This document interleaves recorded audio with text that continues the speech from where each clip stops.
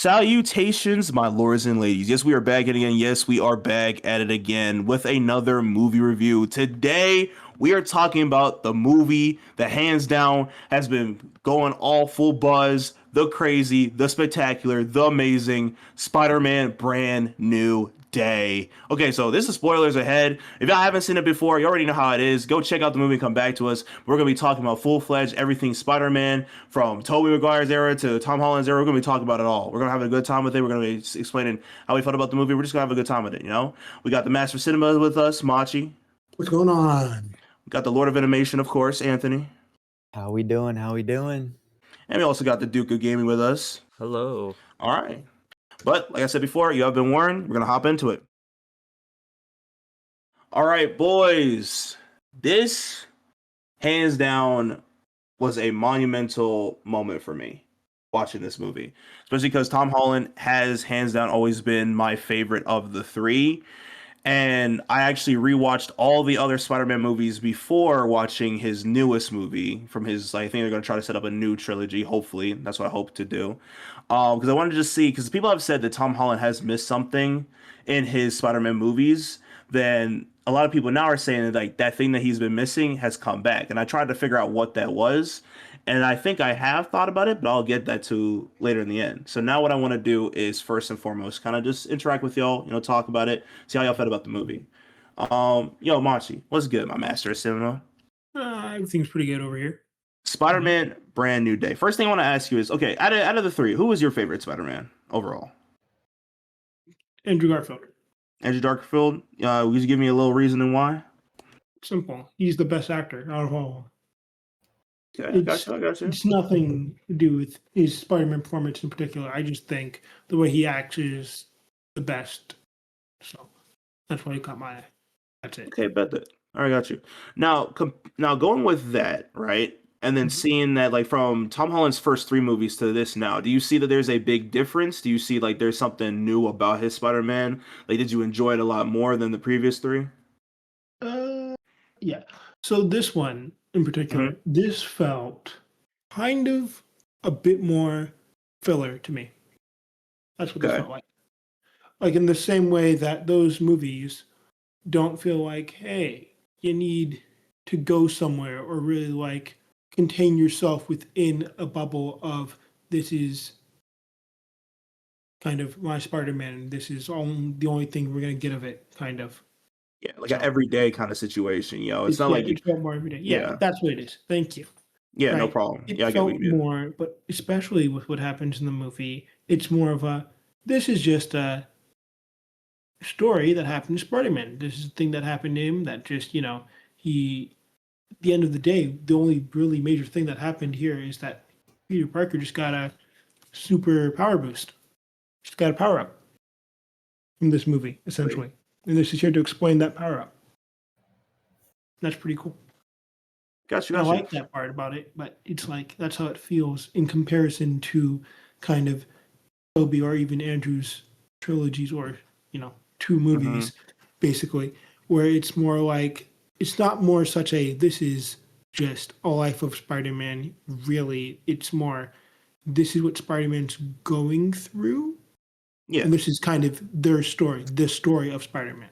And this is more of this isn't an event in a long list of events that have happened. Okay, I got you.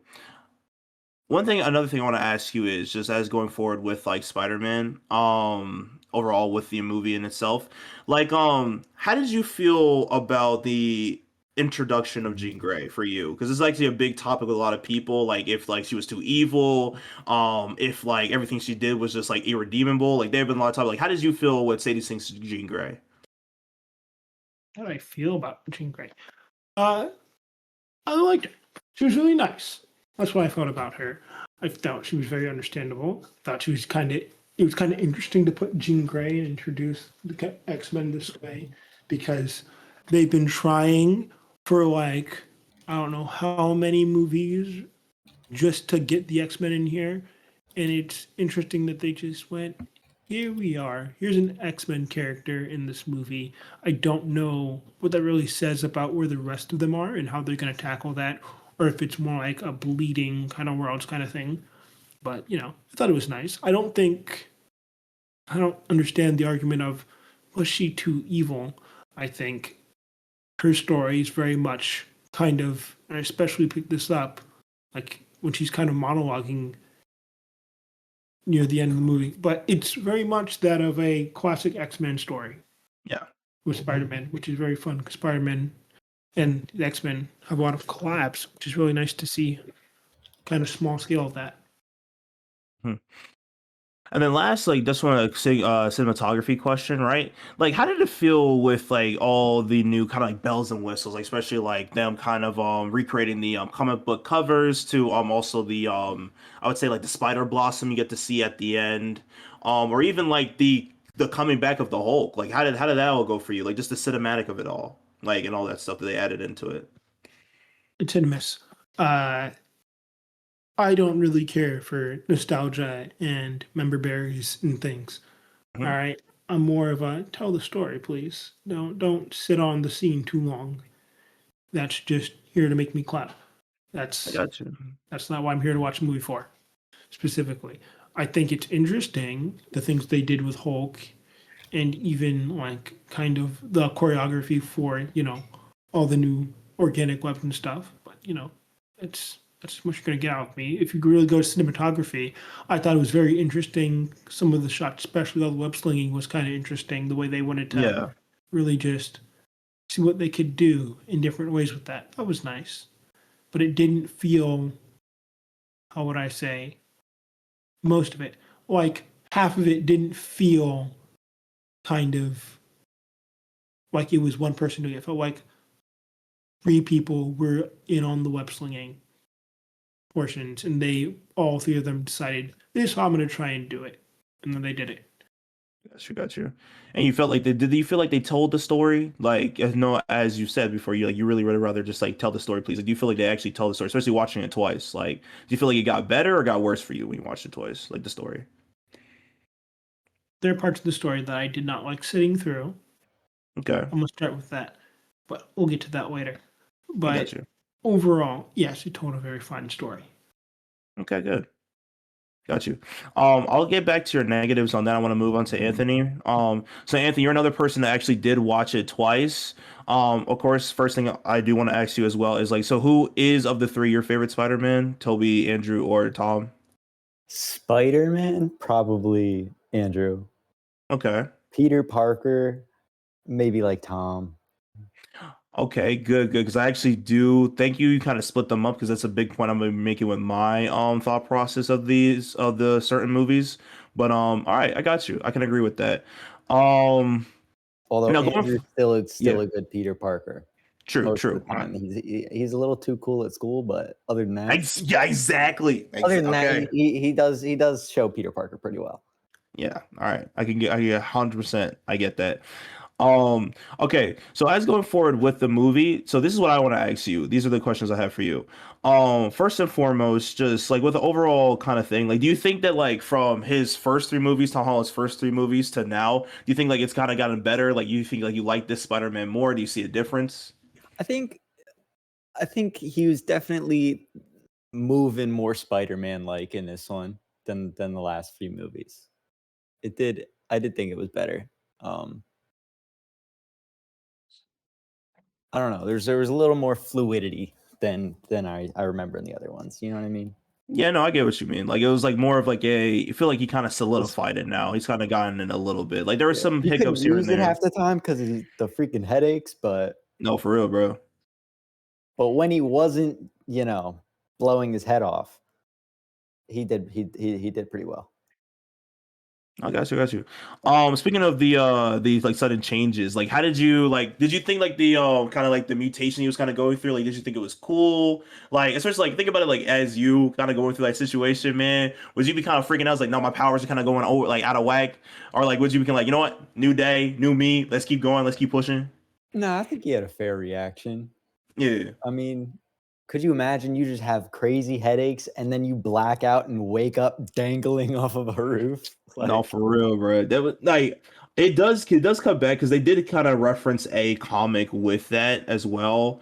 I did definitely notice that they kind of did a reverse of Tobey Maguire's like second movie. Instead of like him kind of just trying to give up on Spider-Man and being Peter Parker, it was like reverse of him, Tom Holland kind of giving up on being Peter Parker and just wanted to say Spider-Man.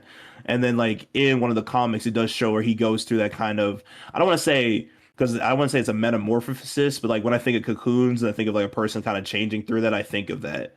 So like he kind of like went through that, and it's kind of crazy. And they do kind of show that. Like there was a lot of references that kind of grabbed my attention. I kind of was like starting to understand like, okay, I see what they're doing here. So it was kind of interesting. But yeah, no, like if it was me, like I would be kind of excited to see like what more I could do. It would definitely be frustrating. Like especially I think that as someone, Not yeah, being able to control it was the problem. He true. almost kills the cop right at the start, and No, for that's not real. gonna have you being like, man, I really want to get to know this stuff. You're gonna be like, It's scary, yeah. I would rather not deal with it. Maybe No, for not kill real. the cops. I'm doing pretty good how I am right now. You know? Yeah. Yeah. Oh, this is one thing about him freaking out, like kind of like so like now he decided like he wanted to control it, see some of the stuff. What I've been hearing so far right now is that like people are thinking that the stuff that he made to kind of like counteract Jean's thing is not gonna be used to make the control collars for the X-Men. I wanted to actually ask like y'all I your don't know if they're thoughts gonna about do that. that. Yeah. They haven't even introduced the X-Men into the world. I don't think they're gonna give them control collars. Yeah. I don't know. I think that it would be Um, crazy. I hope they don't do that because it would be like Peter Parker or like Tom Holland Spider Man would be the cause of all those. But I feel like that's too early in the game, man. Like yeah, that's too fast. the mutants getting like prejudiced on. I just don't see it happening if they add them to the Marvel universe. No, I got That's you. more of like in the X-Men books. Like when the X-Men are by themselves, that's when they get really shit on all the Yeah, time. I don't think they would do that if they put everybody together. I got you. I got you. Uh, Last question for you, like you would just be like overall, like within the movie, especially because you also like watched it twice, where things go like with the action and like the actual like scenes and stuff like that. Like, was there like a scene that you like really enjoyed, like had fun with it? Like, was it like the Frank interactions? Was it, like the interactions with oh, Zendaya? I Like, what's love something the that you really Punisher, want? dude. He's so great in this Exactly, bro. one. Oh, what a guy. He definitely listen. Yeah. What's his name? Oh no. I'm like, I got you. I don't remember the actor's name, but anyways, he plays a good Punisher, Mm-hmm. right? He John plays Bernthal. it. Yeah, John. We're gonna go with John. He plays a good Punisher. He plays it a little different, you know. He's got more of a conscience than in the comics, but I'm okay with that. Yeah. In the TV show, he's a lot more different than he was in the movie. Like in the movie he was kind of like fun, a little bit like Yeah, the goofy at certain comedic times. value. Yeah, the comedic value. But like in the TV show, especially the Netflix TV show, bro, he was a menace, dog. Like he really fit the Punisher vibe a lot more. Like I don't know if it's like the like because like I don't know if this is like after like Daredevil Born Again where he's having interactions like with Matt Murdock a lot. I forget who plays the Daredevil. I don't really know that. I don't know who the real actor's name is, but they do have a lot of interactions with these two. But he was kind of, I feel like this was like more mellowed out Punisher because like maybe that fit the bill of like a Spider-Man movie at the time. The movie's not rated R. They can't be doing all that, you know. Yeah, nah, yeah. But yeah, he definitely is a lot softer Oh, in I this got you. Yeah, movie yeah, because I don't think the Punisher would ever apologize in a comic book for shooting somebody. yeah, Doesn't matter no. who it is. Bro, but I did like the interaction between them because But like that was like a yeah, real kind of like it was like a when he real was moment. grunting in the hospital room by himself, that was so funny. Yeah, no, that was. He's like, yeah, I'm back at it again. I'm Spider-Man. He's giving the thumbs up. I was like, this ain't Punisher, but this is my kind of Punisher right here, bro. Hmm. Yeah. And speaking of Uh, side characters, I wasn't a fan of Smart Hulk. Never have been. Probably yep. never will be. No. So I'm glad that regular Hulk came back. Yeah, no, I get that. I mean, it is one of the ends to Bruce Banner's story, so I wasn't surprised that they did I that, but I'm know, glad to but have it they did back. it too early, and I just don't like Yeah. Smart Hulk in general. It's just less fun. Yeah, going back to Savage Hulk was amazing, especially just actually because I did miss his like big Or transformation, like like that sent me, and also like the yeah. seismic clap. In Like I in love, Thor yeah, sorry, 3, that's I think that version of like Smart Hulk where he can think, but it's not Bruce Banner. That one's fine. But it's when Bruce is Hulk, I just don't like it. It's really not even Hulk. It's just Bruce Banner, but just Yeah. jacked. Yeah, it's really just Bruce.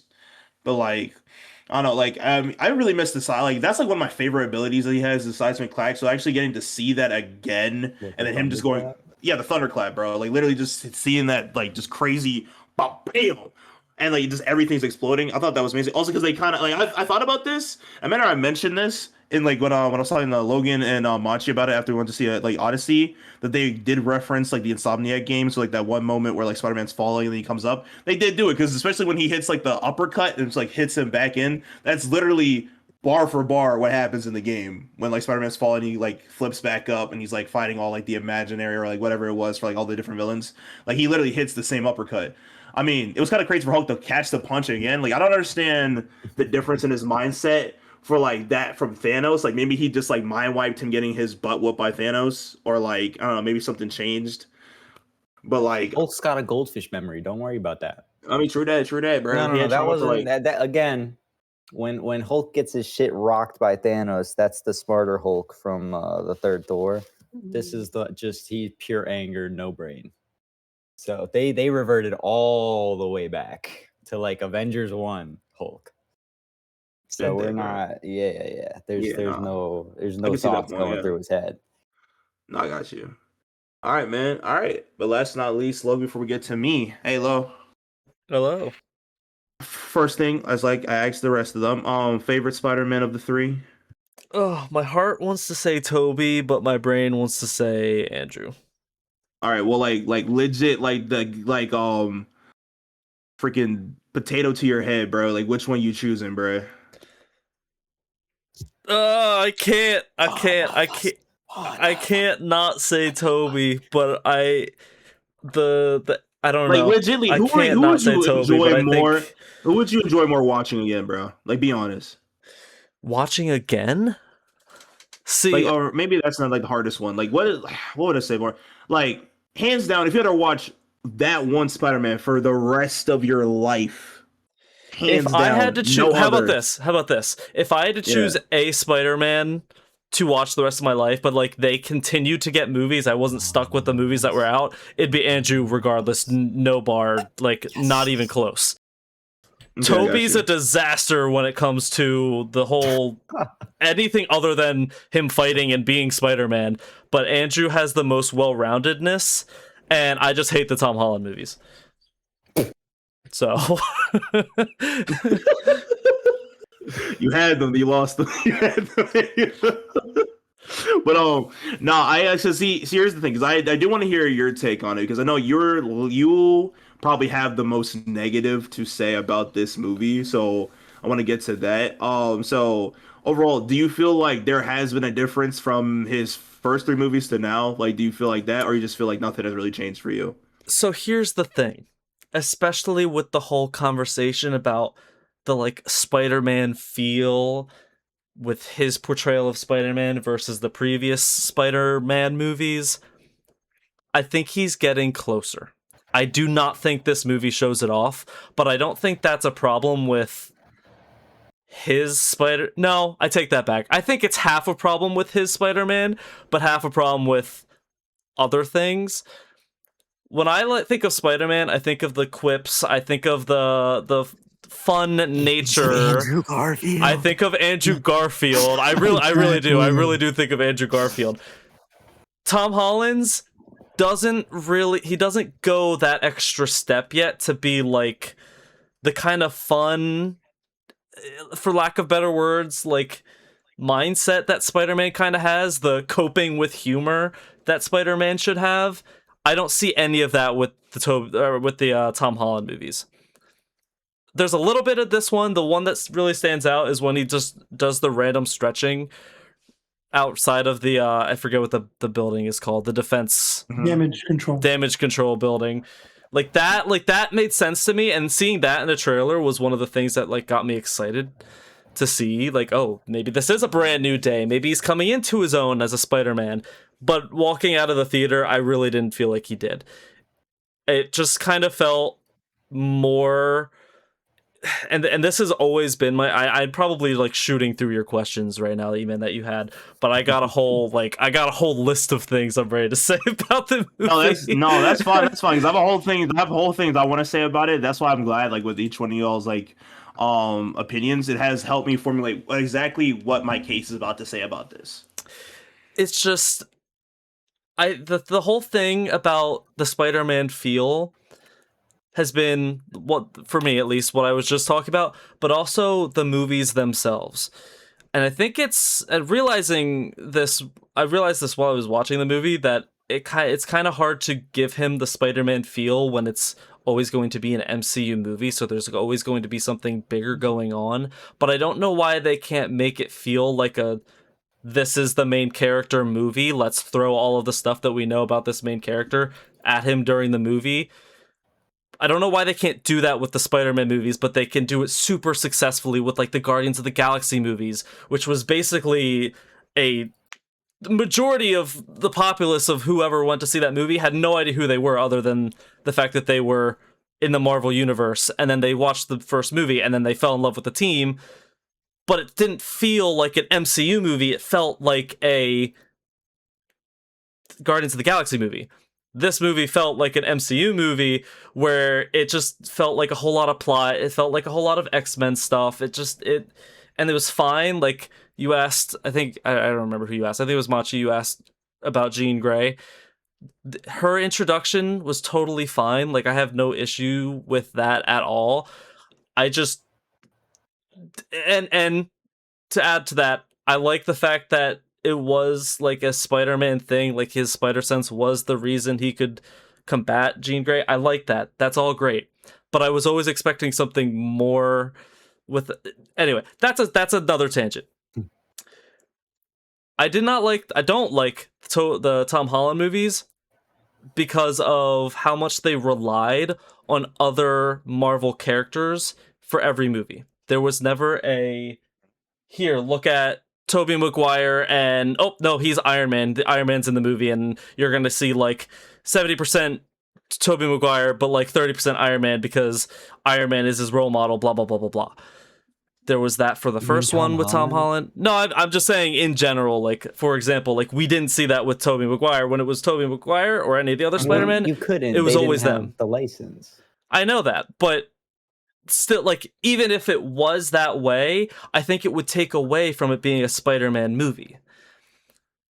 In Homecoming, there was a lot of reliance on Tony Stark and Iron Man. He was already introduced as part of the Marvel universe with the Avengers. Like, Tony basically just picked him up off the street. No, yeah, and I'm not even saying like that was, but like I didn't watching Homecoming. It was not like I didn't hate Homecoming, but I hated it when they reused the same format for every other movie. And that includes Brand New Day, because it was Homecoming and then we relied on Tony Stark. Then Tony Stark dies. Uh-oh, he's gone. Mysterio comes in, and he doesn't really rely on Mysterio in the same way because he's like a villain, but there's kind of a reliance on that character. Far From Home had its own issues, so I'm not even going to go into that one. But then there was Doctor Strange in No Way Home. There was a lot of reliance on Doctor Strange. And then here we go. Now we're in Brand New Day. And I don't really feel that reliance on another character. Like Punisher, I think, was a great inclusion in the movie. I never felt like he was a reliant character. Like there were no other characters that moved the plot forward in Brand New Day. So that I think they did successfully. There was always a plot character for the other movies. Wait, hold on. One second, Logan. So here's the thing I want to say though for y'all, because Anthony, I do appreciate you're giving him like the back and back with that too. But I do want him to get a lot of like everything he's been feeling, because some of the stuff, I'm not gonna lie, Logan, I agree with you, because rewatching Tom Holland's stuff, I started to see through that a little bit, right? But there's some stuff I disagree with, and I'm gonna get to that. But just keep going, because there's another question I want to ask you though too. Is right. For instance, right, going back to how you feel with like the kind of like standalone stuff, right? Like especially with adding like now it's got the Punisher was like equal kind of like footing, like he was kind of by himself. Like, how did you feel though, even with that, going into like him kind of trying to like get back and like talk with like Zendaya or Ned and stuff like that, or like even with the Wolf, like you feel like the Wolf's new character and then like them like how did you feel like with those kind of interactions? Like, do you feel like he kind of handle it as like a Peter Parker? Do you feel like he kind of handle it as Spider-Man? Like, where do you think like he's going from there? Like those kind of feels. Like, or feel for like a lot of stuff like what I'm hearing with you is that like when it comes to Tom Holland, like I feel like it's not really like you don't really feel like he's really hitting that level of Spider-Man for you with his interactions, like how he's handling stuff or his movies alone. It's like especially with these new elements, like I don't want to say like how did that play for you, especially with like the Ned, the Zendaya, and the and like the Wolf. Like how did those interactions play for you? I don't care if I do and I don't. I'm like 50-50 on Tom Holland as Peter Parker. So I never really like I never really felt strongly towards any of the interactions in Brand New Day, if that's kind of what you're asking. Um like I mean it was very there were the story moments. Like this was definitely a story driven movie more than it was like an action driven movie. Um and the story beats felt really good and satisfying. Like the conversations with Zendaya, like the whole, it felt like a super long scene where they're in Punisher's sub boat or whatever it is, and Yeah, like those interactions with MJ and like in that environment was super great. Like that was awesome, and the note reading scene was great. I think that was one of the best scenes in the movie. But it didn't like. I wasn't sitting there being like, oh my gosh, this is such a great scene because it's Tom Holland or Peter Parker Spider-Man. I felt that way because of the characters themselves, but not so strongly because of Tom Holland Spider-Man. If that, like, I feel like, I don't know if that's answering your question, but it was more like overarching like characters. Do you want to chime in? I do. I actually completely go. disagree with that. Go for it. The last Hit part, me. dude, I thought that the note reading scene was so stupid. Really? Oh Really? my! So really. Listen. So first of all, I have high doubts that he's gonna leave the note there for her to just find. But moving past that, we don't. Whatever, right? He walks in there and she's like angry at him. You weren't going to read me this. You were never going to tell me blah, blah, blah. That's fair. And immediately she 180s and says, I don't even know you. Like, what? No, I gotta stop you on that. Like, sir. that was some bullshit, bro. It felt like they wrote Wait. and took a break. Wait, Like Machi. they wrote the script and took a break and then started it up again.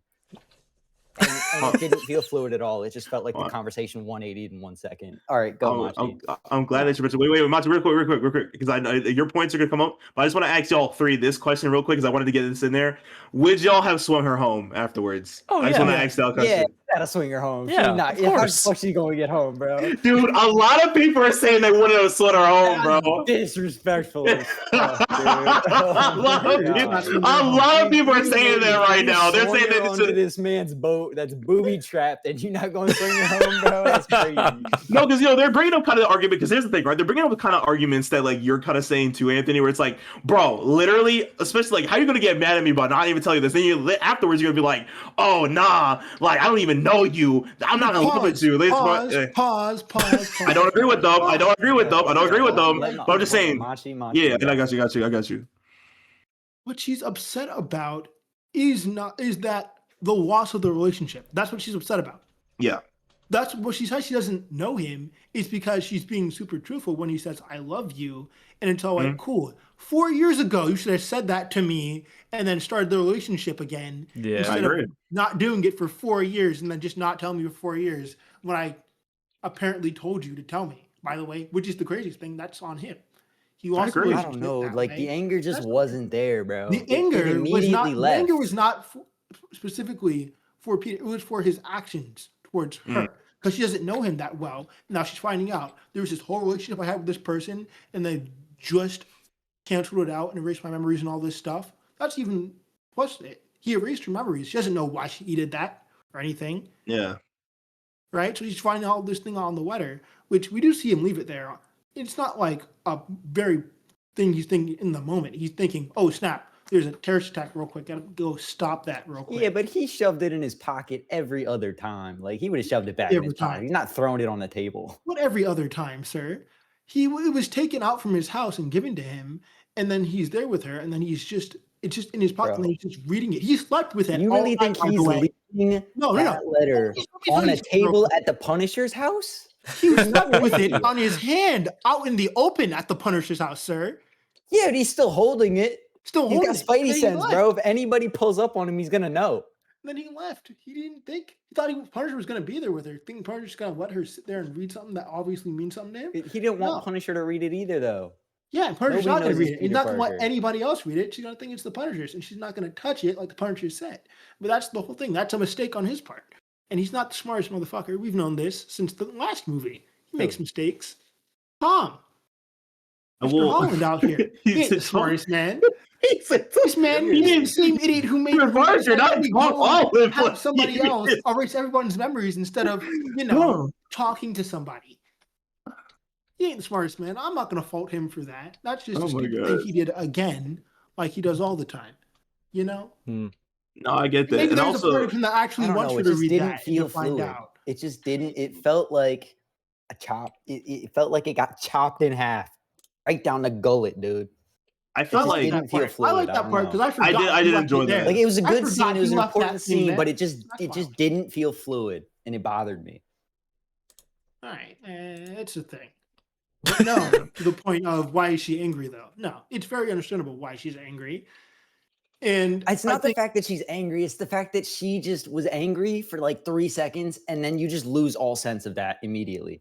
Yeah, because he explains himself well. And I'm going to say right here, I liked that scene a lot purely for the fact that he explained his position well, especially when she pushed back on him with anger and he goes, no.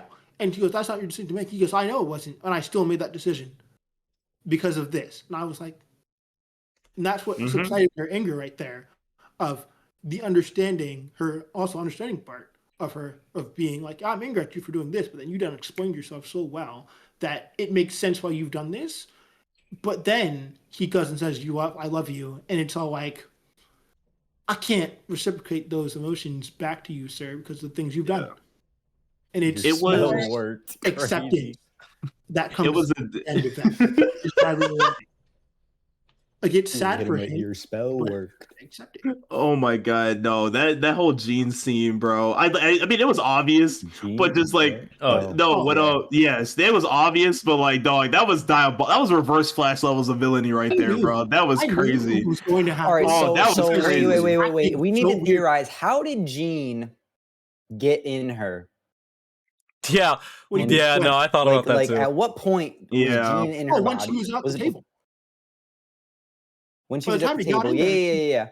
When she was at the table, opened that door, he was there. But how did she get there so fast? What do you mean how? She was locked up in the helicopter. I guess we never really know. I guess actually I could probably. She can just let go of him and then do it again from where she's originally at. Yeah, but we don't. I guess we don't know where Gene is ever. Maybe she jumped out of the helicopter and switched before she hit the ground. No. She just let go and reset on on her person, on her actual body, and then go just do it again. I was gonna say it was reported that she never because how fast you have to be for that. Also, the note just says MJ. How does she know which one? Because it's only true. It's true. That's a good point. It just says MJ. Dang, who's MJ? Man, all these plot holes, bro. Nobody knows who Peter Parker is, so we don't know where Peter Parker was for high school. We don't know nothing about Peter Parker. So how do we know who MJ is? That's true. Very true. That might be actually a plot hole, good sir. Yeah. But also, she is on his friend's social media. But that's another thing. That doesn't matter because nobody knows that Peter Parker is related to them at all. It's really interesting.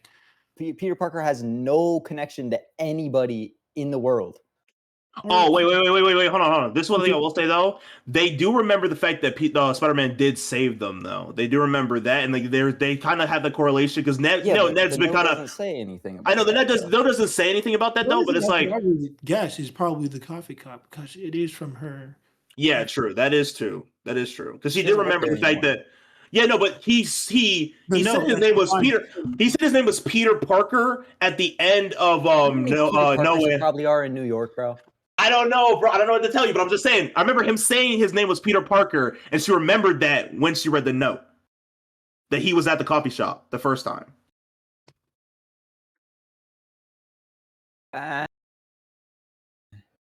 But no, I still agree with you. It is definitely a plot hole. I would say I was wondering that too. Like, how did she get there from the thing? But I do agree with Machi. It's probably like But the whole. also, there Or and you, Anthony, that like she just jumped out and then jumped to someone else to Yeah. be trained. that jumps into multiple people's minds, and she knows what happens in those people's lives. Yeah, but she didn't. So, Like, throughout the whose mind thousands did of she people jump in to jumped get to know who MJ was? Who knows which of the billion people she's jumped in mind throughout New York all the time? Dude, Wait, MJ, you know how many MJs there are in New York?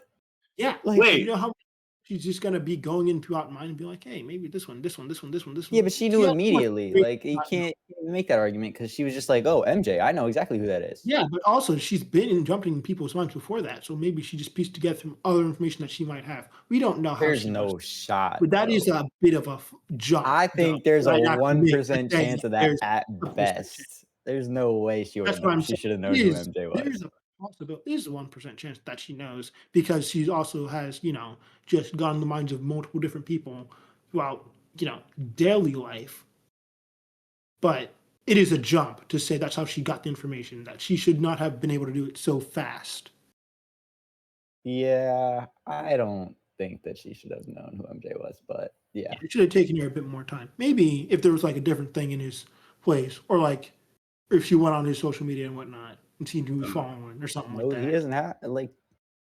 Resend my earlier statement though, because I think I got confused with the conversation. Resend my earlier statement about the coffee thing, because I thought you were referring to the note situation with MJ and Peter at the boat. I forgot what you were referring to was Jean Grey. Yeah, I don't know. No, I agree with you, Anthony. I don't know how she could have figured that out necessarily. Oh wait, no. Wait, hold on. Peter, she was in Peter's She couldn't get office. into his mind. No, I'm not about his mind. She was when she was having the interaction with Peter before she started doing her whole "catch me if you can" situation, right? She was in his entire apartment. There are still pictures he had of them in his apartment. Oh yeah. Did he? Yeah, he did. Yeah. He saw pictures of them in his apartment and all those interactions with them. He still had in his apartment. Yeah, He still had that all makes that. Also, How do you know who's?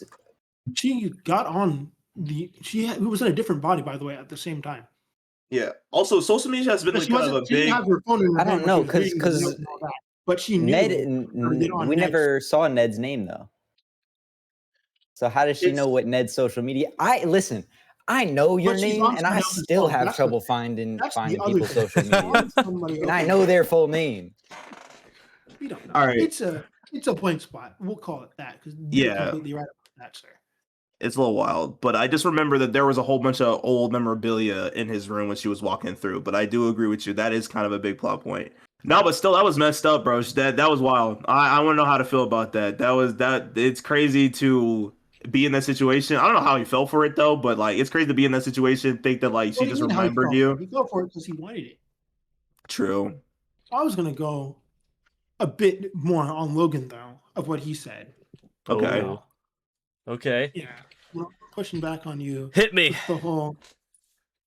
The whole reason and the way you feel about Tom Holland Spider-Man, you're correct. It is because he's a part of the MCU. He's in a shared universe, right? That's the biggest problem with his universe and his movies, that he's Exactly. not in a vacuum.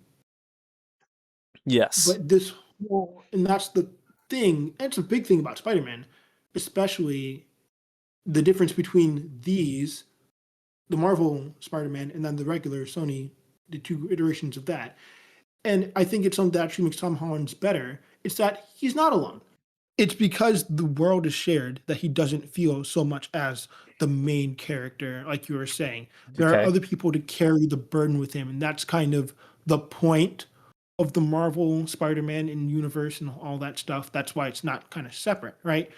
I like sometimes when it's just Spider-Man by himself and he's the main character of his movie and he's going to do and he's going to save everyone, but it's really hard for him to do all this alone.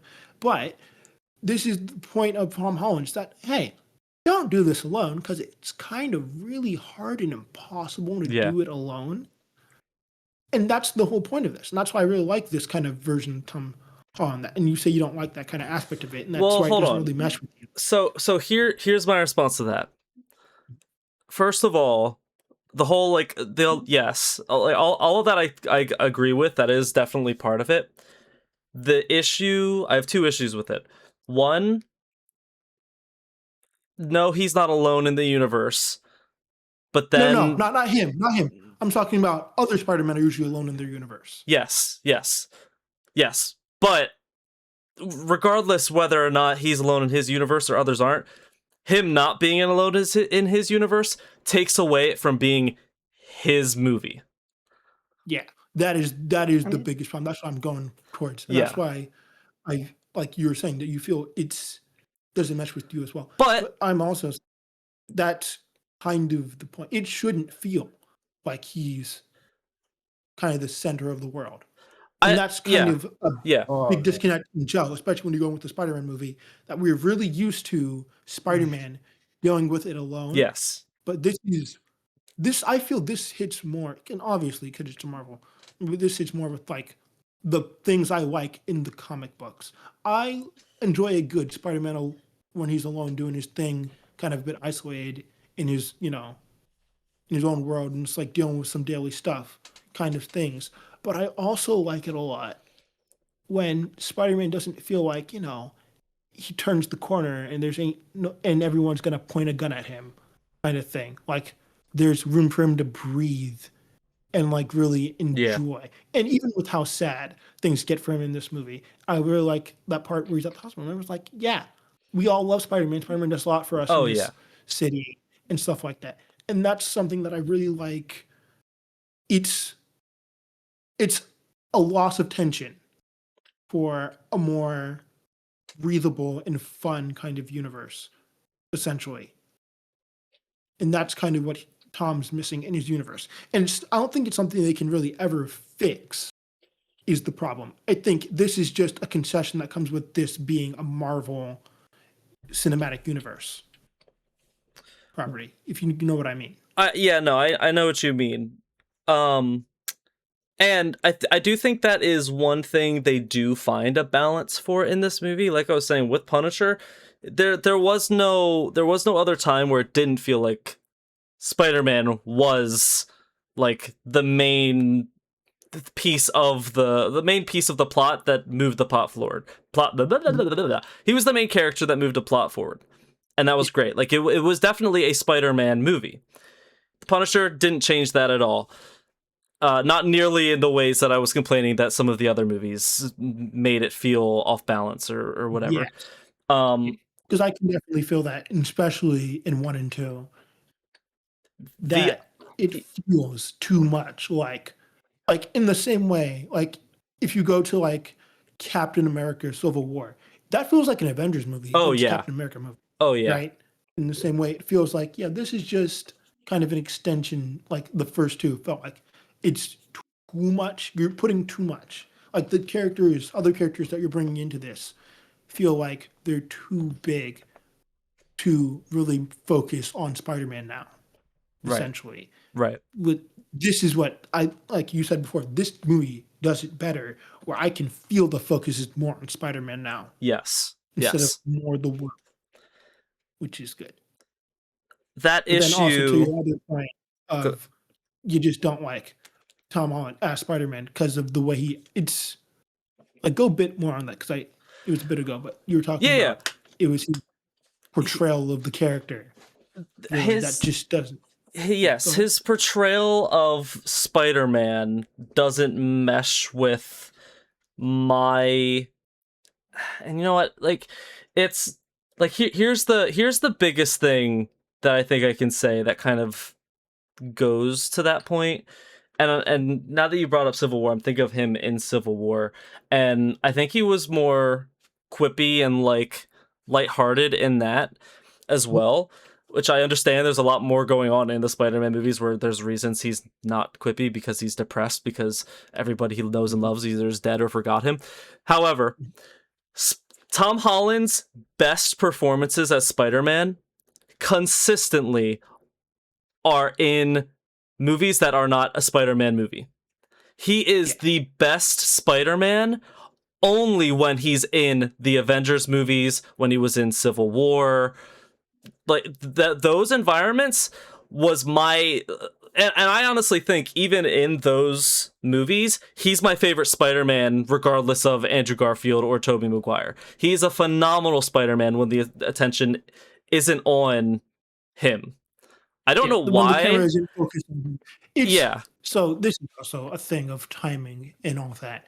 I think, especially now, and especially in this movie, jokes are being kind of pulled back, and we're kind of like stifling them a bit more here. And it's mainly because of a lot of the criticism that Marvel has gotten for, the Marvel humor, Marvel quipping, all that stuff, where it feels like it's inappropriate. And that's a lot of what Spider-Man does. Spider-Man makes jokes at inappropriate times in the middle of combat all the time, or even at the start of a fight, something like that. And it's a weird thing.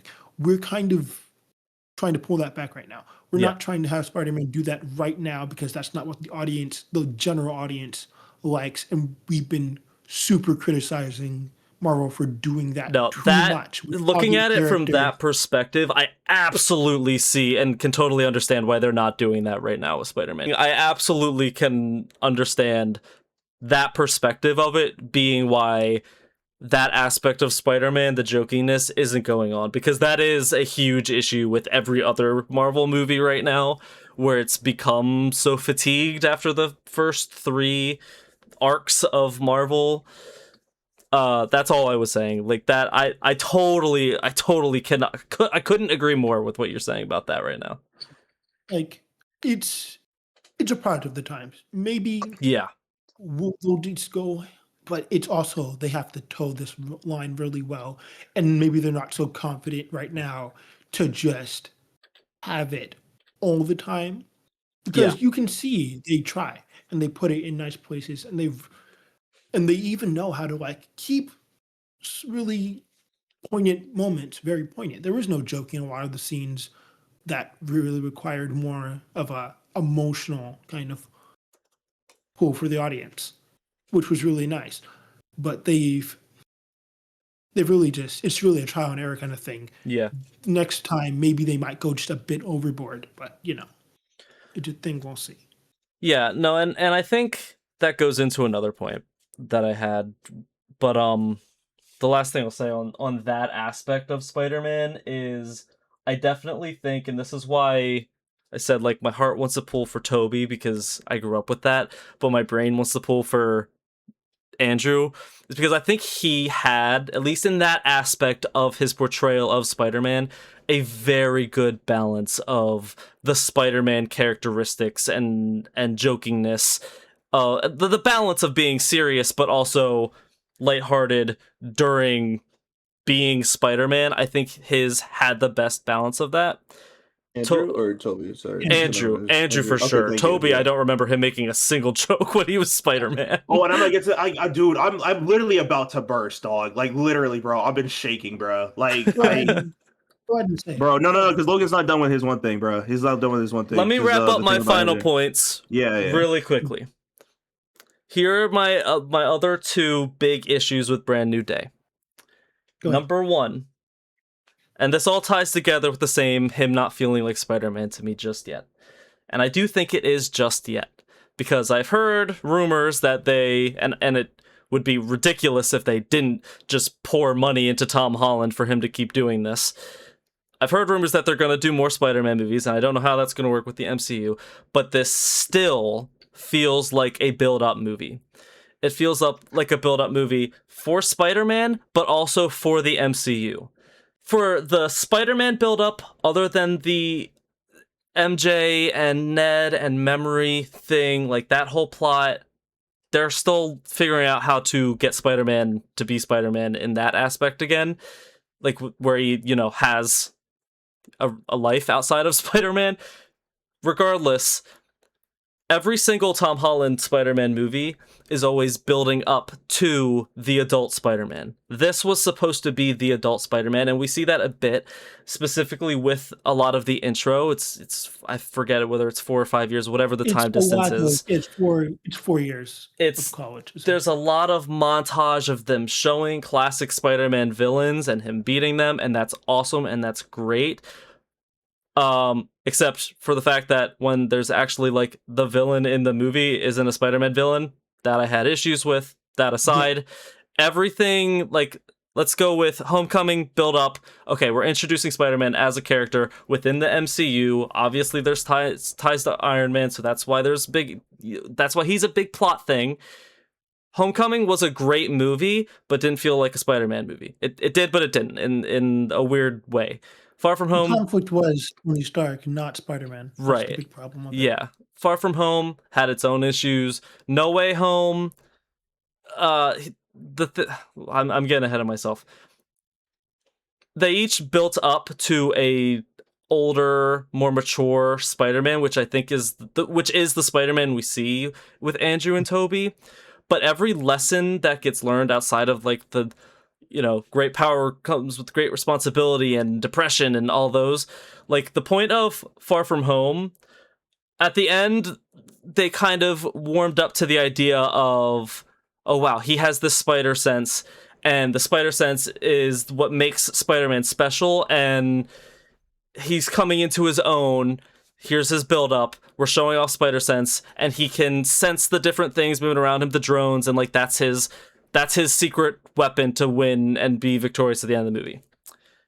They kind of hammer that down again in No Way Home, specifically with 2 scenes. When he senses the Green Goblin's transition, because that is just that was a huge thing that I thought was amazing in No Way Home, that his spider sense was able to sense that, but also his spider sense being able to, and I don't really think they explain it, but this is, I think, the common understanding, being able to get him out of the Doctor Strange, like, soul control thing, whatever that, I don't have any idea what the Doctor Strange thing is called. No, it was the astral projection. Astral projection, yes, because he hit him out of his body, and it's because his spider reflexes were still moving, even though he was in his body. That amazing, and it set up along with showing off the other Spider-Man.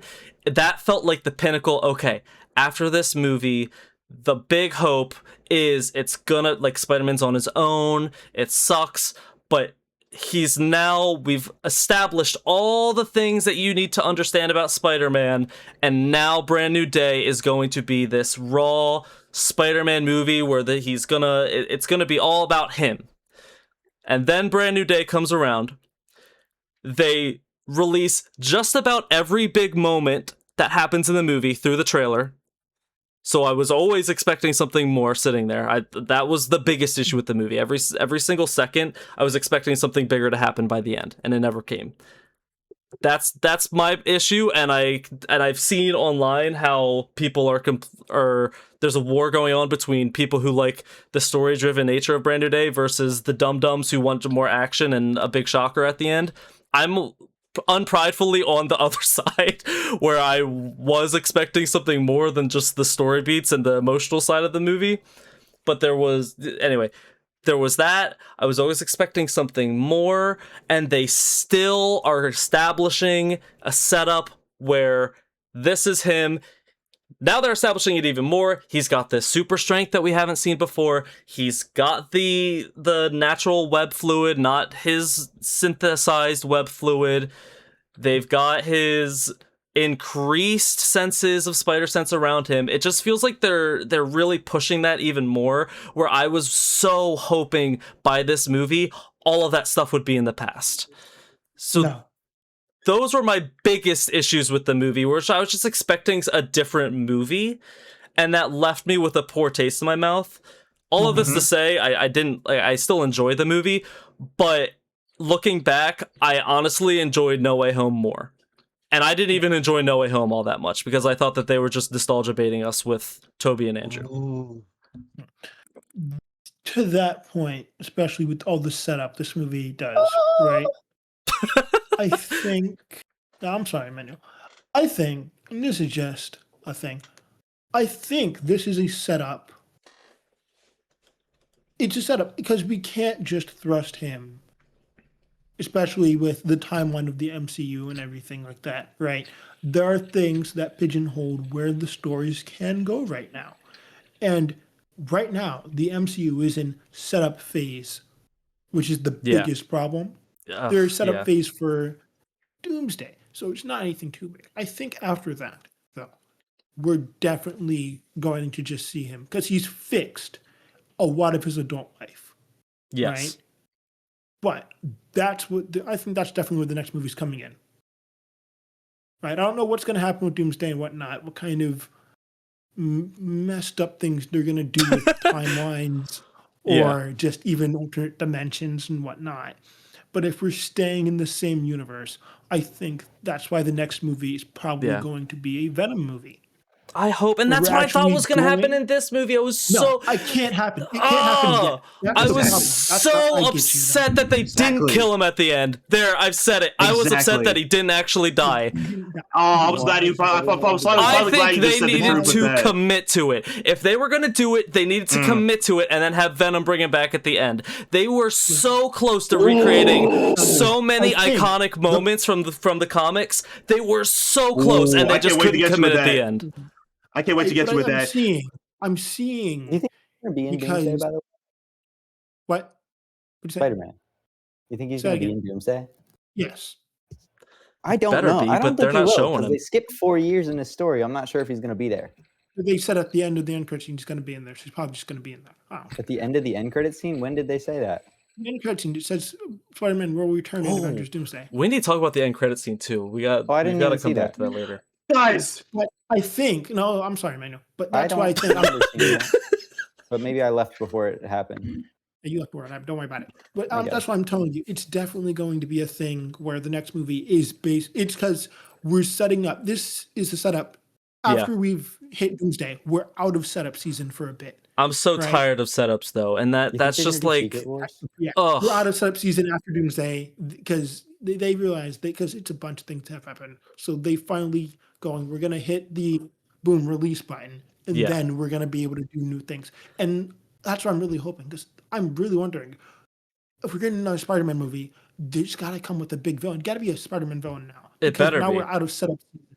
It should be Venom to mess with his life as an adult specifically, because this is set up now that he's able to reconnect relationships and build them as an adult now, even though a lot of those things went wrong. And he's firmly in that gaze of being an adult now. And what can really ruin that at this point is not him or anything. It's his attitude now that he's an adult, or even some of the angst that he might have been feeling from all the terrible things that have happened to him. And the best way to bring that out of him is with Venom. Because you can even see it a bit in this upgrade he's gotten, that it's a bit of a rage-induced upgrade, right? Yeah. And what better to then draw out those more negative aspects that we've seen of him in this movie than Venom. Yeah. But now, Emmanuel, please go ahead, because I know you've been fiending at this. okay. First off, I want to say I'm so proud of this panel. This has been the best yet I've gotten. Like, legitly, there's so much that y'all have said that like I full-fledged have so many points for. So we got to that point, but I had to hold my tongue because I wanted to let y'all get all your angst and all your opinions out there. So I have oh my god, dude, I've been doing typing in the shadows, bringing up all the stuff I've been wanting to bring up. I wrote some notes down. All right, here we go, bro. First and foremost, I'm surprised these two things y'all haven't brought up. All right, and I need to take, because I'm gonna bring those up at the last bit, right? But hands down, first and foremost, my favorite is the Tom Holland Spider-Man. All right, and I'm gonna go from Toby to Tom from here on out, and this is gonna be my true straight up. I need no distractions. I'm gonna get distracted, so I'm gonna go right into it. Okay, this is what I realized going forward, and why I feel like what Tom Holland has been missing. Why the reason why, in my opinion, Brand New Day was absolutely the best of his 3 movies, and that is crazy for me to say that. I understand it's crazy for me to say that, but that is how I feel about it. And this is the reason why. All right, first and foremost, let's go to Toby. Toby, hands down, a great Spider-Man. Absolutely a great Spider-Man. He had the quips, he had everything, he had the action. Especially, I feel like it was more because of the villains he had. Great casting with the villains. Everything was amazing, right? He always tried to help people. He always tried to put in the effort. Even like when they were all trying to kill him, some part of him still wanted to do something to kind of help them out, right? He was a piece of garbage, Peter Parker. Not with the acting, but just Peter Parker as a person. His Peter Parker was a terrible person. Absolutely not my Peter Parker. And I'm going to be completely honest with that, especially because I have rewatched every single one of them films from Tobey to Tom Holland.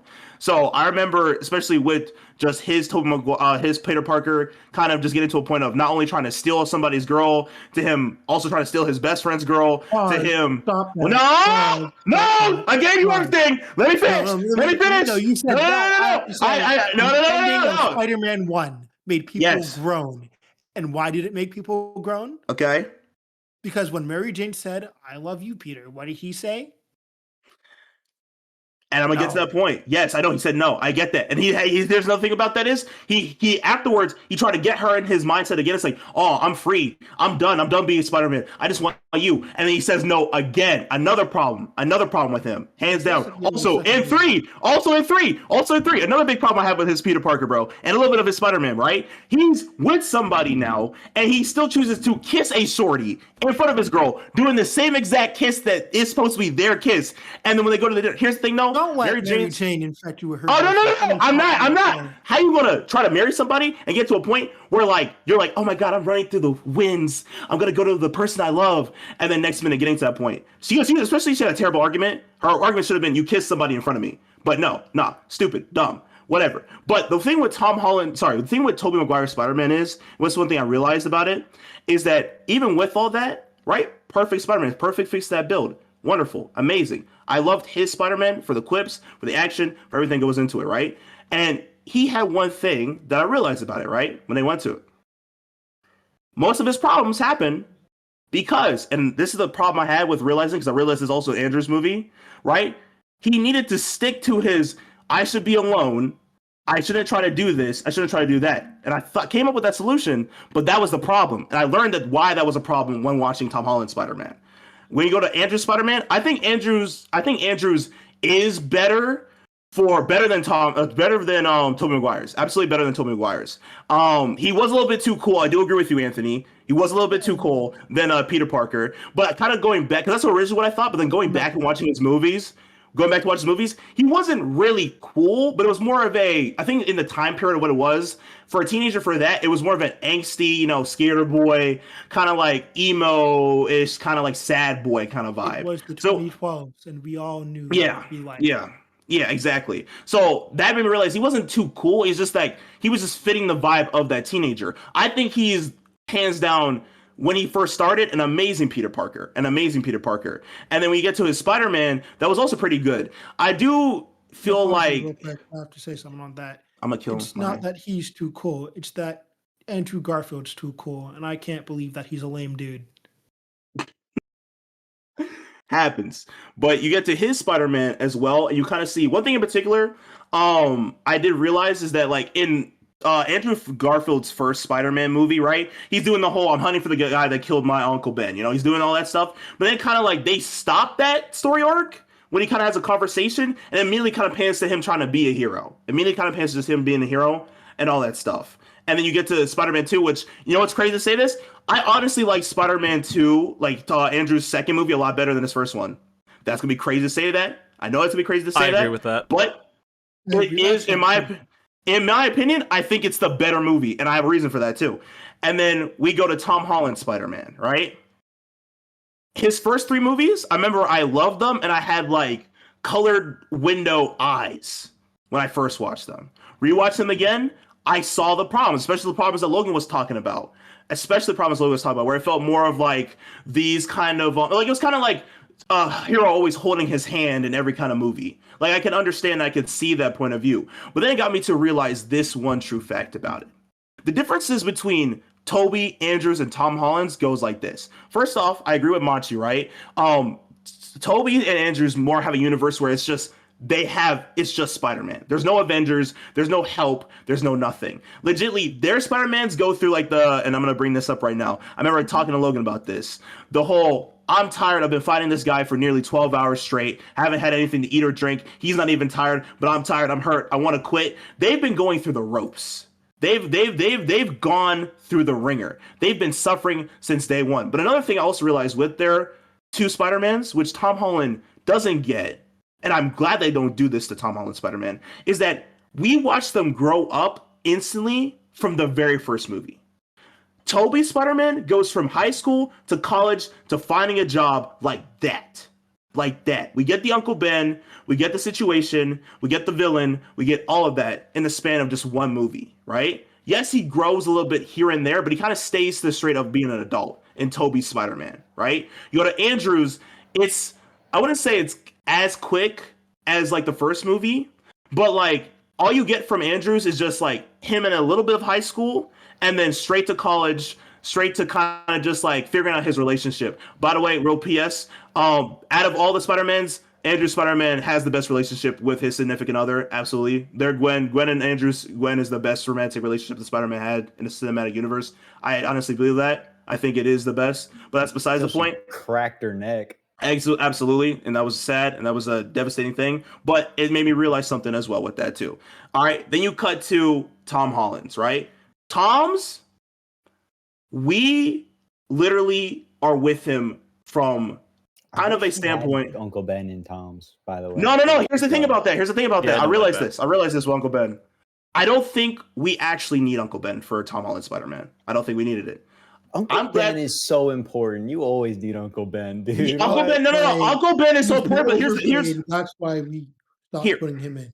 Exactly. Also, because the thought process with those movies was that you already seen Spider-Man's origin story over and over again. We didn't need to redo it. And I agree with that. The reason why is because when I rewatched Tobey's and Andrews, right, especially when they're in the depressive arc, especially when they're kind of like they don't want to do Spider-Man anymore, who gets them back into being Spider-Man? It isn't Uncle Ben. It's Aunt May. Uncle Ben is the reason that they got into using their powers kind of low key because they want to go find the person that killed them, right? He gives them that whole great speech, you know, because that's what the rings in the head. That's their curse. That's their mantle. That's the thing that they need to get going with, right? But at the end of the day, it's Aunt May that's really for them in the end that makes them go back to doing and being Spider-Man. When Gwen dies with Andrew, Aunt May gives him that speech and says, like, I kind of wish that Spider-Man was still here. You know, he was helping a lot of people. He was being that role model for them. He was really doing that stuff. And that's why Andrew goes back and he fights the Rhino. Because he realizes that. He's like, even with everything that has happened, even with the fact that Gwen has died, he listens to that speech and Gwen tells him is that hands down, no matter what, be fair for those people. I'm not really perfectly paraphrasing her speech, but it got to that point of, I'm not gonna lie to you, it rephrased something I realized in Tom Holland Spider-Man, what I'm gonna get to, but I saw that, and then you go to like Tobey Maguire Spider-Man, you go back to that, right? He's kind of giving up on being Spider-Man. He doesn't want to deal with it right now. He wants to get what he wants to get because it's all this love story with MJ and all that stuff, right? But you know, he's helping out Aunt May. He talks to the kid. This kid loves Spider-Man. You know, he sees that kind of. He looks up to Spider-Man. He gets that stuff. And Aunt May says, like, you see, he wants to be like Spider-Man, helping those people, do what he needs to do.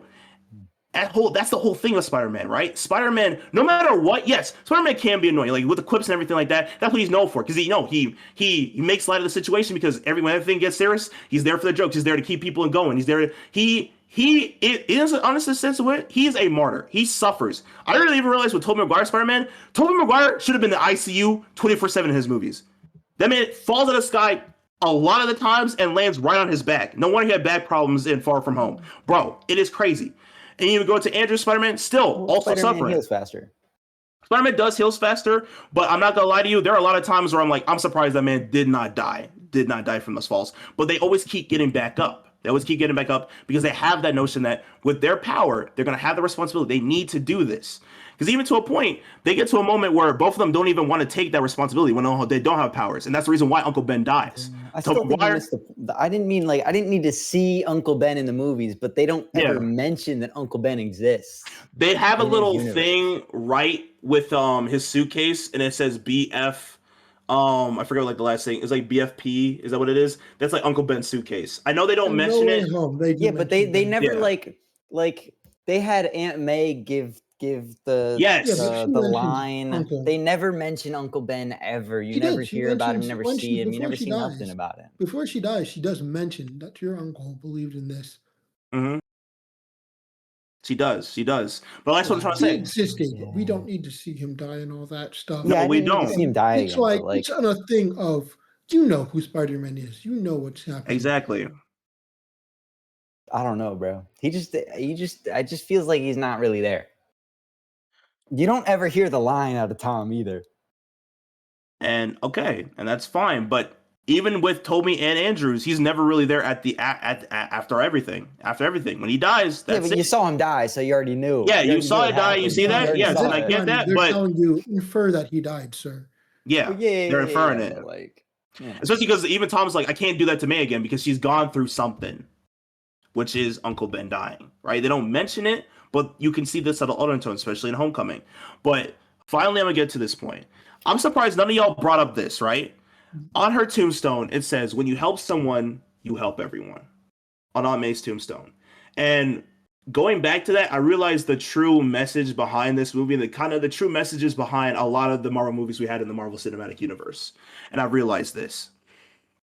And it goes all from watching this Tom Holland Spider-Man go from honestly a kind of roundabout, angsty, kind of like ridiculous, not smart in the brain headed kid to legit this mature, honest to God young man. And I'm proud of it. Like, I'm proud of this Spider-Man. We literally, to me, it felt like we watched a Spider-Man grow from like, just like an immaturity to like something greater, and he's gonna keep growing from that. This movie isn't supposed to be the finalized. It's supposed to be now we're starting back from zero, but we're starting with a better kind of foundation, and I like that a lot better because when I saw what was going on with his first three movies, yeah, when I first watched them, first ever watched them, I loved them, right? But going back, yeah, they had a lot of problems, a lot of hand holding, a lot of this that, but in my opinion, he was going through this stuff that I think because I feel like Spider-Man would be like our kind of era of teenager. I think I would say maybe. Would y'all agree with that? Came out Like when I our was in kind high of school. What? Yes, sir. Okay, yes, I would feel like he's kind of like He's been Spider-Man for like 10 years now, at least. Yeah, but I'm saying like how his way of portraying a teenager. I think that's kind of like how our teenager would be portrayed as. So Yes. go. I'm going to stop you there. That's Yeah, I how got you. all the Spider-Mans were made. Tobey Yeah. Maguire was coming out at a time when that's what people did. Yeah, That's exactly. how schools were back then. Same Exactly. thing with Andrew Garfield, but we were a bit younger than him back then. That's why we looked up to him so much, thought he was cool. But this, especially, you can even see it with the way violence is depicted for bullying specifically, Mhm. right? You go back to Tobey Maguire, and it's straight, hey, I'm about to straight put hands on you, and Exactly. no one's going to stop me. You go to Andrew, people are still going to hit you a bit back then, but it's not like as seriously taken, right? No. Yeah. Or when you get to Tom, by the time you get to Tom, No one's throwing people hands, don't but hit. people No are one like, hits people. yeah, but it's like We don't hit virtual people. bullying. We use Yeah. we use verbal language, and we take it Exactly. down. Can't hit people no more. Yeah. Spider-Man before he gets to his first movie, right? Especially with Civil War. And Logan, I do get your point that like, yeah, I feel like that's like the best kind of like acting he gets with Spider-Man. But in my opinion, I feel like that also kind of causes the problem of like what it was missing with his Spider-Man as well. Like kind of at that point, like to kind of because to me it feels like with his Spider-Man and with the hand holding and even with those movies, again, yeah, it didn't really feel like a Spider-Man aesthetic. Kind of just felt like he was just along for the ride with everything, right? But he's a young kid. He's a young kid. Legitly. This isn't like Tobey Maguire. We literally see him age from the very first movie. He's mature now. This isn't Andrew.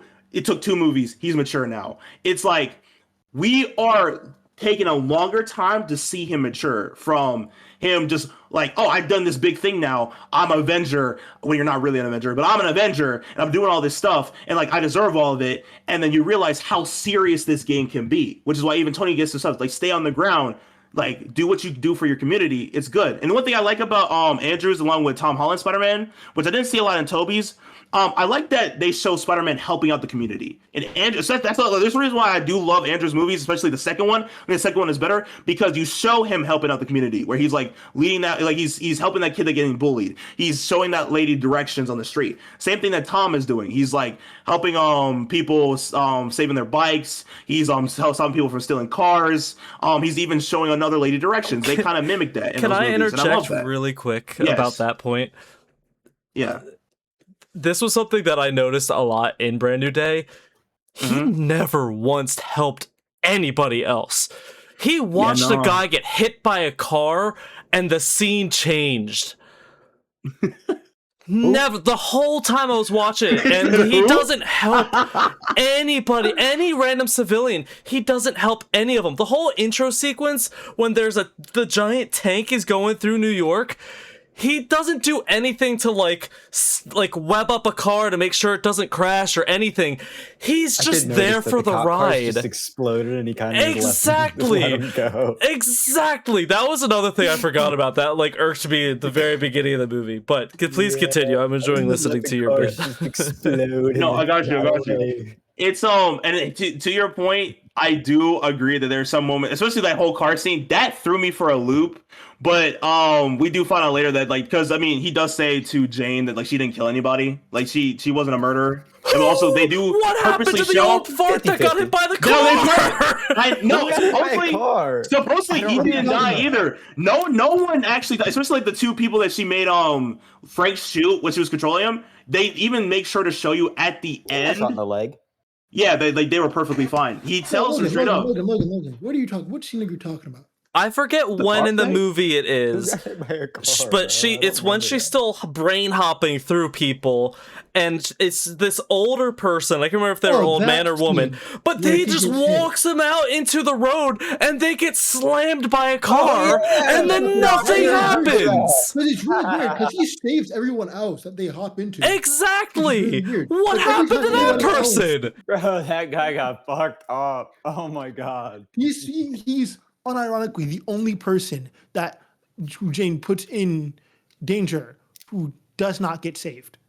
It's only him. I just watched it again today. It's only him. That was so funny. I rewatched that scene because that scene bothered me the first time I watched it. I was like, I thought Spider-Man was going to pull him outside because clearly he's walking the oncoming traffic, Spider-Man, and you're watching him do it. Why aren't you doing anything? Yeah. And he saves everybody else. Someone tries to jump off. I'm going to save you real quick.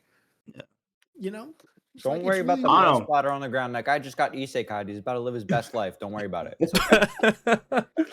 That one, I think it was more like less of like the rationale and just for the comedic and like the jarring effect of it. I think that was really just for the shock value of it. To be fair, yes, I do agree with you. That was kind of wild. I still think back to that moment, I'm like, damn, bro, he really could have pulled him out. But I think how not to like advocate for him because that was still kind of crazy. I think at that point he was still shocked about something because I forget what the scene was going on beforehand. But I think he was still more focused on the racing. Yeah, I think it's just he was still chasing them, so like, he wasn't really focused at the time. But still, he could have pulled in. That's the beginning of the chase. The chase that's before she started. She started going to MJ. Getting hit by that person. She just mentioned MJ, and that she was in his room. Shock value, but it's fine. Whatever. Starts the chase essentially. Yeah, you're right. I don't know. It was just I think it was just for shock value. It was really just a shock value element. Bro. But I'm not really surprised. Or something too, bro. There are a lot of different. There are a lot of scenes in certain like even like if you go back to like the Thunderbolts, the one scene where like the dude literally saves the little girl and then right at that moment she just gets wiped. They just love doing that. They love shock value. So I'm not really surprised. And that was fine. Yeah, that kid lived. We know that kid lived when anyone went in through that. But that motherfucker just died, and they didn't get no help. My biggest issue with it isn't Jean doing that to the guy. I know. Throughout the movie, Spider-Man doesn't support anybody. Yeah. It's the opposite of that. It's uncharacteristic because he usually does try and save them. Exactly. He restrains them every time Jean tries to harm somebody in their own body. He will literally web them up. He webbed the dude that she was talking to the first time up against the wall. He didn't even attack him. That was just to capture her, though. That wasn't to help anybody but him. That was more angry. That was to capture him to put her in one place. He knows that she can just goad from different people already. It was futile, but he just was mad at that point, right? But for the first time, he sees the dude said hey, he goes, Spider-Man, save me, jumps off, pulls you up. Even though I know I've already saved you from harming yourself, I'm going to web you to the wall because I know something's wrong with you. But also, he never unwebbed anybody either. Every time he webbed somebody up and then they immediately switched to a different person, he just left that person there to be webbed to the wall. Yeah, but like off in 2 hours. Toby, yeah, also like Toby and like Andrew have both done that too. Like I'm not gonna lie to you, not just a random pedestrian. No, he's done that before. Yeah, he's done that to random before. Yeah, he's like, they'll be free. The thing is, the webs are kind of inconsistent with how strong they are. No, they are. True. Yeah, they are. Well, against who? Punisher ripped the web off his face immediately and threw it away. Yeah. He's a regular dude. Yeah, you can do that. And the web is strong enough to hold up buildings, dude. He's and not the Hulk. that shit off. And the building pieces and the Hulk together. That was another scene. I was waiting for I don't know. Hey, it's surface tension. It's a small web compared to a long string. They have to be inconsistent because it's impossible to make them consistent and have the story go the way you want. Mm-hmm. But like, it just felt a little extra inconsistent here. No, that's you. All right, logistics aside, right? And yes, to your point, he doesn't really help as much people as he could in those movies. But I'm not gonna lie to you, there have been a lot of cases for a lot of the heroes in those situations where they have done that, or they've hurt somebody, not like hurt somebody, but like kind of seen it happen and keep on pushing because they're just locked in on the goal. I'm not surprised with that. But with Spider-Man alone, I will say, yeah, that was really crazy with the truck. But again, I will say this, because they have made this statement, not only just in the movie, but overall. She hasn't killed anyone. That guy did not die. Allegedly. He should have died, allegedly, but he hasn't killed anyone.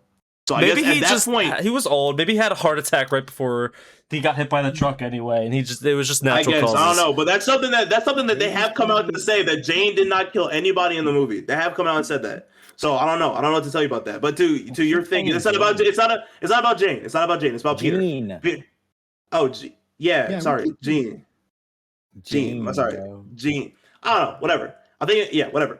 But going to it. All right. I know. Spider-Man didn't do the thing, but I like the parts where he is helping within the community. You go from that. You go to what was it? What was the one called? The second one called?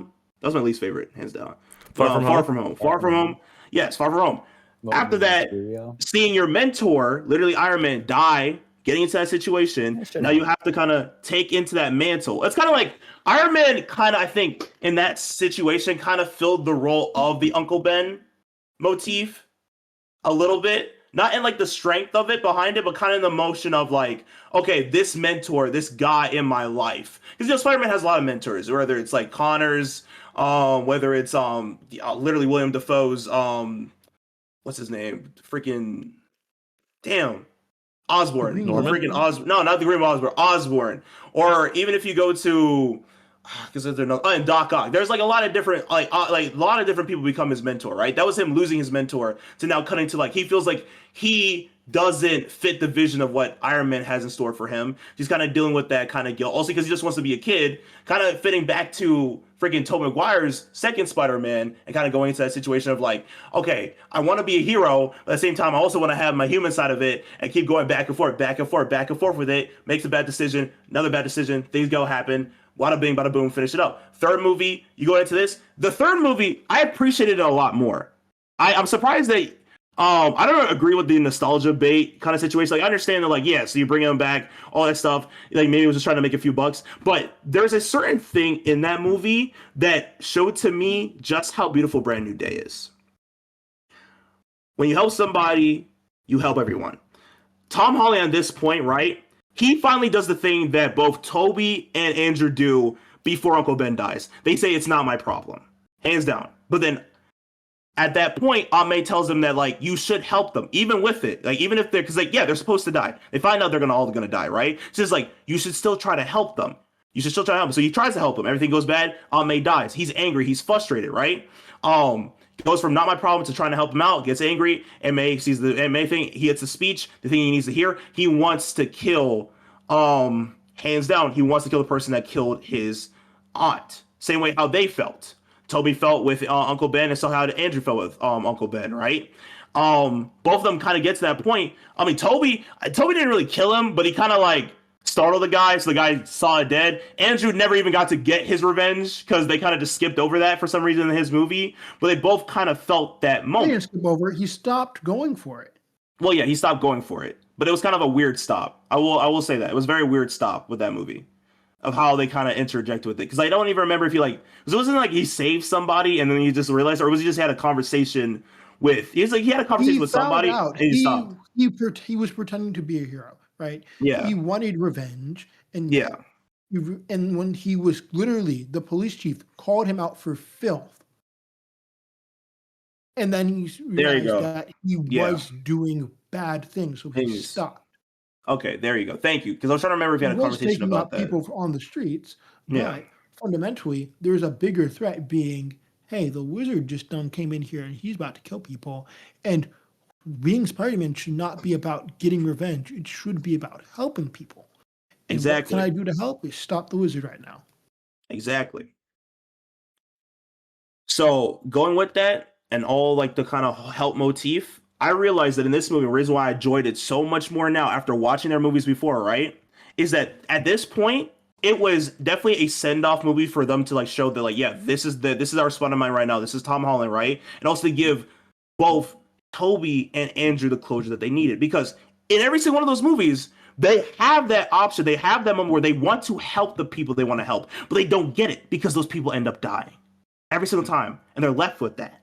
But in this movie, they finally get that opportunity to actually put in that effort in which to get to that point. And yes, I know, I'm gonna put it all back. I'm sorry, I know I'm gonna put it all back. I promise you, but it's a lot. I have a lot to say about the movies. I'm sorry, but we get to Far From Home. They have the whole altercation. It gets to that point. They fix all the people. They help all these people. Andrew and Toby get their Andrew and Toby get their closure. We can finally go on like Tom Holland Spider-Man, and he matures. He has a moment where he almost kills.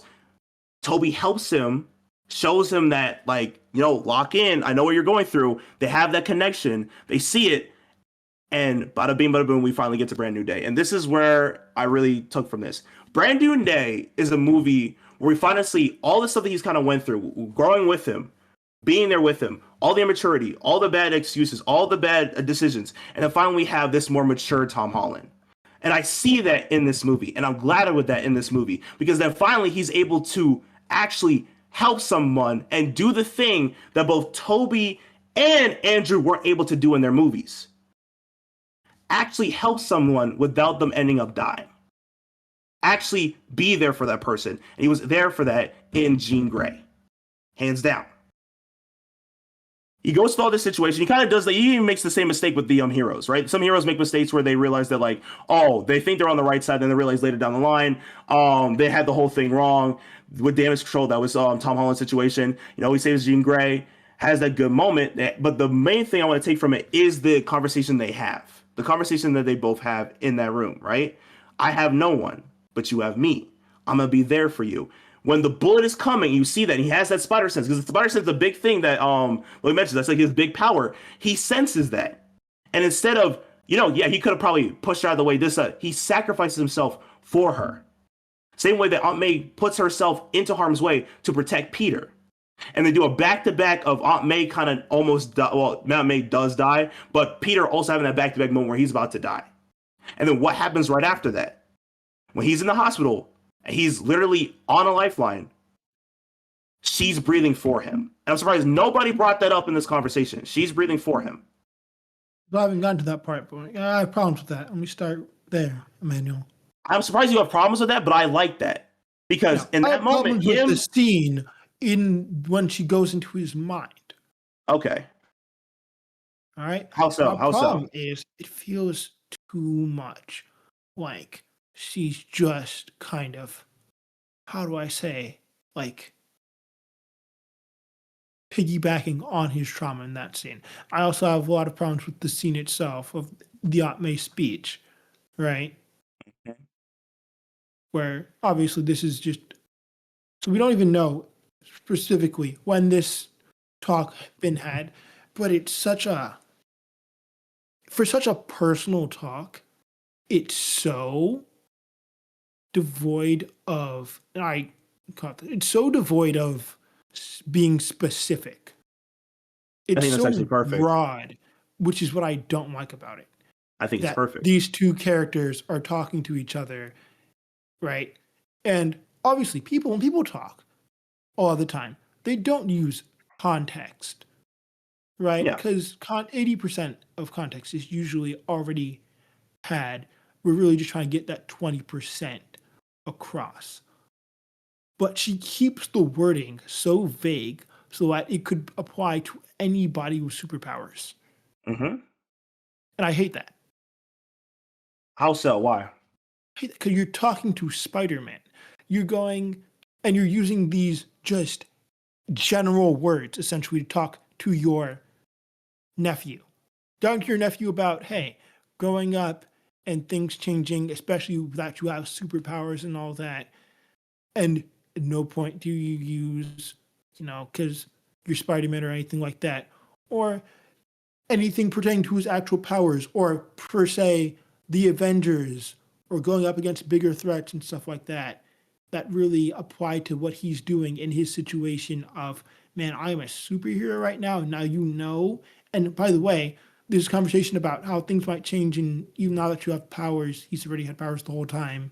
That's kind of in the joke, though, right? That they laugh at when she comes in and talk to him. Mm-hmm. But it feels too broad, like this scene was made just for Jean Grey to come and sit on and get the closure from Aunt May, instead of an actual conversation that was happening between the two characters that are supposed All to right. be in this. All right, I got you. For me, I disagree with that. And the reason why is because, yes, I can understand to your point that with that conversation, maybe it should have been more directed of like what he's dealing with now, right? But to me, it also kind of reminded me of the speech that Miles Morales got in Into the Spider-Verse with his Let me mom. stop you right there. I'm gonna pause you right Okay. there. Right. The problem with why the scene feels that way is because that's what it is. The scene was made, but in the movie, to give Jean Grey that closure. But I can feel it. I'm taken out of the movie in that sense, where I can feel this was made for Jean Grey, as much as it was made for Spider-Man. But it should be made fully for Spider-Man, is the point I'm getting to. Okay, yes, Right? I It's a get. good Yeah, speech, it's a good scene, yes. and all that. But it's too on the nose. Okay, yes. Okay, that's yeah, fine. But what I'm trying to say with that is that yes, yeah, it's too on the nose, it's too broad. Yeah, it could be applied for anyone, right? But to your kind of conversation, your kind of focal points, that like it could have been about like what he's dealing with now as a superhero with the Avengers and everything No, like I'm that. saying it should be, because we're talking about Yeah, it should. It should have was been. Yeah, made yeah. to Sorry, be it should. It should. broad so that it can Yeah. apply to Jean Grey, and you Okay, can but feel that. Machi, one second. I'm trying to say this real quick. Yes, I understand the point. It should have been more. It should have been about all this stuff. But I think that it's better that it's more open because honestly, not gonna lie, with a parent's speech like that, it makes more sense for them to have that broad moment. Because especially if you want to go back to Uncle Ben's stuff, No, like Manuel, I don't think you're getting what I'm saying. no, I I'm understand what you're saying saying. Okay, what? that it doesn't matter how broad. I'm saying it shouldn't be broad at all. At all. It shouldn't Yes, I'm be saying it broad. should I'm have saying been it broad. was made broad. The whole purpose of that scene is to help Jean Grey. And that is the problem. I like the speech. I like how uplifting it is, especially for someone like that's going through that stuff, right? And that's very good. It's just, I don't care for you to just sit me down and state the theme to my face because you couldn't think of a better way to communicate and have a very uplifting conversation with the character rather than just having them go into somebody else's mind and intruding on a conversation they had with a loved one, essentially. The scene's broken from its You feel like it conception because it was was a little bit too specifically more made. infringing on a personal moment. Infringing on It's a personal infringing on a moment. personal moment. That is not Okay. personal, if you get what I mean. The moment that she's infringing on is supposed to be so super personal. This is the first thing Peter thinks of in his mind. And it's so broad and applies to everyone going through what he's going through. That makes it impersonal immediately. Okay. But I like what it has to say. It's nice. It's cheerful. It's uplifting. It's what Jean needs to hear right now. But go on, sir. Yes. All right. It is a thematic point. I'm not going to go into explaining it because you don't want to hear it, so I will just go from there. But I did enjoy that moment. Okay. Yes, I did enjoy that moment, even with it being broad as it was, and with all the points. But I liked it because of the fact that in that moment, yes, it is what she needed to hear, especially because she didn't have her mother, because like literally they have a terrible relationship with their mother because she literally cast them when they found they were mutants. So you need to hear that speech. But in that moment, I'm not really going to even focus on Aunt May's thing. I'm more focused on afterwards the whole conversation with Peter, especially everything he's learned from going through this whole entire movie of why he realizes that even though he tried to do the alone thing. All Spider-Mans try to do the alone thing, but it never really works out. That's even the main thing with the Into the Spider-Verse movies. They try to do it alone, it never works out because Spider-Man needs people. You even see yourself, you say that. You like the fact that like it kind of shows that like Spider-Man needs people. I realized like I had the idea while after watching Tobey and Andrews that I've like if Spider-Man was just alone and he didn't try to like make these connections, none of the people that he had to deal with would have died or had any kind of problem, right? But at that point, Spider-Man suffers. At that point, their Peters suffer. They get into their depression arc. They get into their woe is me arc. They get into their honestly to God, like wishing they weren't anybody at that point. But then you see Tom Holland go through that situation, but then he gets better from it. And he's able to actually, at the end, do something that both Tobey and Andrew haven't gotten to do in their movies, which is to actually save somebody without them having to just die, without having that closure. And that's what I like about it. It is a lot. There's a lot of issues with this movie, of course. Y'all have all kind of put that out there. Y'all have issues with this movie. To me, though, this is a great start to what Tom Holland could possibly be. And he's done something that none of them have ever had to do with that. And I was surprised to see that. And there's a lot of different references with a lot of their movies. And I like that too. But they just amazed me. This movie legit kind of gave me what I feel like people have been missing with his movies. And I was very surprised to see that at the end, when Jean is breathing for Tom Holland, I saw at that point, it goes to show you that Aunt May was right. When you help somebody, you kind of help everybody. She now has a taste for what it feels like to actually think of something more than herself and to kind of be that kind of savior. Not a savior in a more stronger sense, but at that point, that's a taste of it. It starts with just that one little heroic thing, that one real heroic moment, and it becomes like a virus. It affects them. A lot of different people have, even like the new Black Widow, quote unquote, Yelena. She had that moment with her sister. Bucky had that with Captain America. That one star dude in Guardians of the Galaxy had that when they hung out with the Guardians of the Galaxy. They all have that moment. Even the Guardians together have that moment together with them where they feel like the heroes. That's where you kind of see with all the different movies we had so far, where it's a mission of like when you help that one person, when you put in that effort, for some reason that person ends up changing because of that. And that's where I see that in that movie. Especially even if you want to even go to the other movies, bro, the Sandman thing with Tobey Maguire's Sandman, he becomes a better person. He kind of stays a good person until like later down the line of Far From Home. But in the third movie, he tries to help him out because he understood that. And they kind of keep their relationship until like he just wants to go home and he kind of gets back to his like selfish ways. But he's still trying. He's still trying. It's a lot of moments like that. And I appreciate that. And I don't know. That's how I feel about that movie. Like it just Brand New Day became the start of something I think is going to be great for us. My main plot point is that he's finally done something that none of them have been able to do.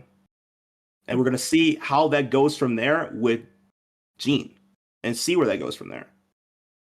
I think that's an interesting point because it definitely is putting Tom Holland's Spider-Man on a trajectory to be the best Spider-Man.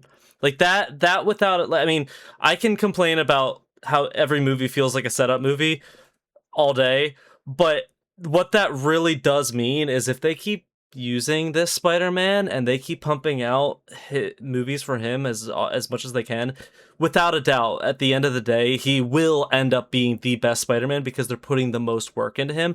And even now, he does have the potential to be the best. He's just not there yet. And I think that's the biggest complaint, I know, for me and other people who are like me and don't care for Tom Holland Spider-Man all that much, is because we're tired of waiting. We're spoiled and we're impatient and we just want to see the Spider-Man that we know and love, that we grew up with. And he's not there yet. He will be, and when he is, it's going to be beautiful, but he's not there yet. They're slowly building him up. It's going to take time. The other movies were quick. We're used to that. But now, no, we're going to take our time with it. And I like it. I think it's good. I'm fine with it.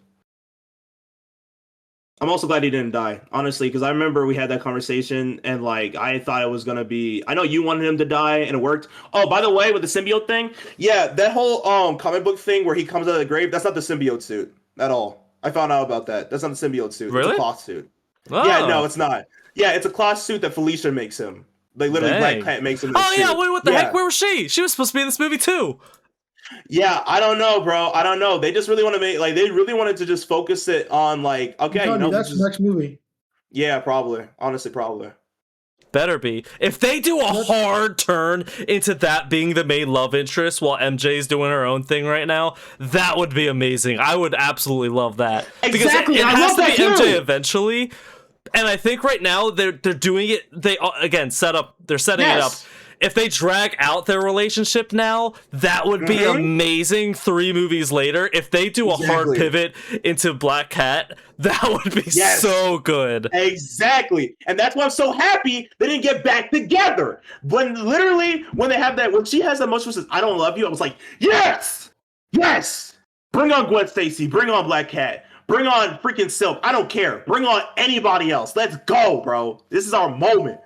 New love interest. New expansion. Oh yeah, the girl, by the way, that he was in the hallway with at his apartment. Mm-hmm. That's what you call it?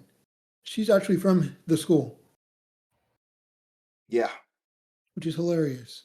Oh yeah, Silk is also like teased. No, she's again. so you know the reporter. She's a reporter actually. Usually works for the Daily Bugle. In this movie? Yeah, the girl in the hallway. She usually works for the Daily Bugle. But that's not Silk. I think you're talking about somebody else. I think you're thinking of Betty, right? Yeah, it's Betty. Yeah, no, that's not the. No. Hold on. You're right, but you're also wrong. The girl that he meets in the hallway in his apartment, that's not the same girl they have playing Betty right now. The girl they have playing Betty is the girl that dated Ned in Far From Home. Yeah, that's who Betty is. Yeah, there you go. Because I also realized Betty Brant is in Tobey Maguire's Spider-Man, and then I also realized Felicia's in Andrews. Yeah, Felicia's in Andrews. Don't worry about that. Don't worry about anything about Andrews' movies. Let me stop you right there, Emmanuel. All right? I'm not trying to get into them. I'm just saying that it's kind of crazy, the different levels. Don't worry about anything from his movies because, especially in terms of lore-wise and like what they were doing in that department, they had plans, and those plans were a Sinister Six movie, and that movie never got made. Yeah, because this is one of those where he gets is like MJ. No. There's so much in Amazing Spider-Man 2 that was being cut out. I thought you mean like for the Sinister Six. You told me that in the Sinister Six they're planning on doing an MJ for him. I'm telling you that they plan to do a Sinister Six movie next instead of like a Spider-Man 3 for Andrew Garfield. I'm telling you that right now. There was so much setup in that movie for a Sinister Six movie. Yeah, you're right. Especially because rewatching them, I did see that. But I'm saying that like when we had the conversation about like what they were planning for the Sinister Six movie with Andrew, you told me that they were also planning on doing an MJ. They had that in the works. Yeah, they had. Let me tell you something. Amazing Spider-Man 2 is better known to cut the movie. They were about 80% of what they wanted in that movie has been cut. Oh, okay. Wait, so then I'm right that you did tell me that. Yeah, I did tell you that. Okay, the way you keep telling me I'm wrong. I keep telling you. That's what I'm saying. I've literally been saying that over and over again. You told me that they were planning on doing an MJ for the Sinister Six before it got cut. You said no. Over and over. What are you talking about, Emmanuel? Forget it. No, I'm I don't done. I'm understand done. what you're talking about. Are you saying that they plan to do a movie with MJ or? No, not now. I I'm think- saying like when we had the conversation, right? And you were telling me that they were planning on setting up a Sinister Six movie, which they were for Andrew. Planning, past tense. They were planning to do it, right? Yeah. They were. You told me they were also planning to give him an MJ at that point. Yes or no? No, they plan to give him the NJ in the Spider-Man 2, Amazing Spider-Man 2. Oh, okay. Okay, They fine. plan, All they right, had, they already had the actor. They cut her out from the movie. okay, They had okay. scenes with a Mary Jane. I believe she was played by the girl that plays that is the main character in the Divergent movies and all that. Okay. And she was Mary Jane, and they cut all her scenes out. Word. Yeah. But do we have anything else? Any other special things we want to say about this movie? Just as, kind of closing things. Anything from you, Logan? Anything from you, Anthony? Did you say the question one more time? Any closing kind of remarks for this movie? Anything you Um, want to bring up real quick? I don't think so. I think we got everything, to be honest. Yeah. I think one of the best sequences in the movie was the Hawk sequence, where he's Hawk actually sequence? fighting the Hawk.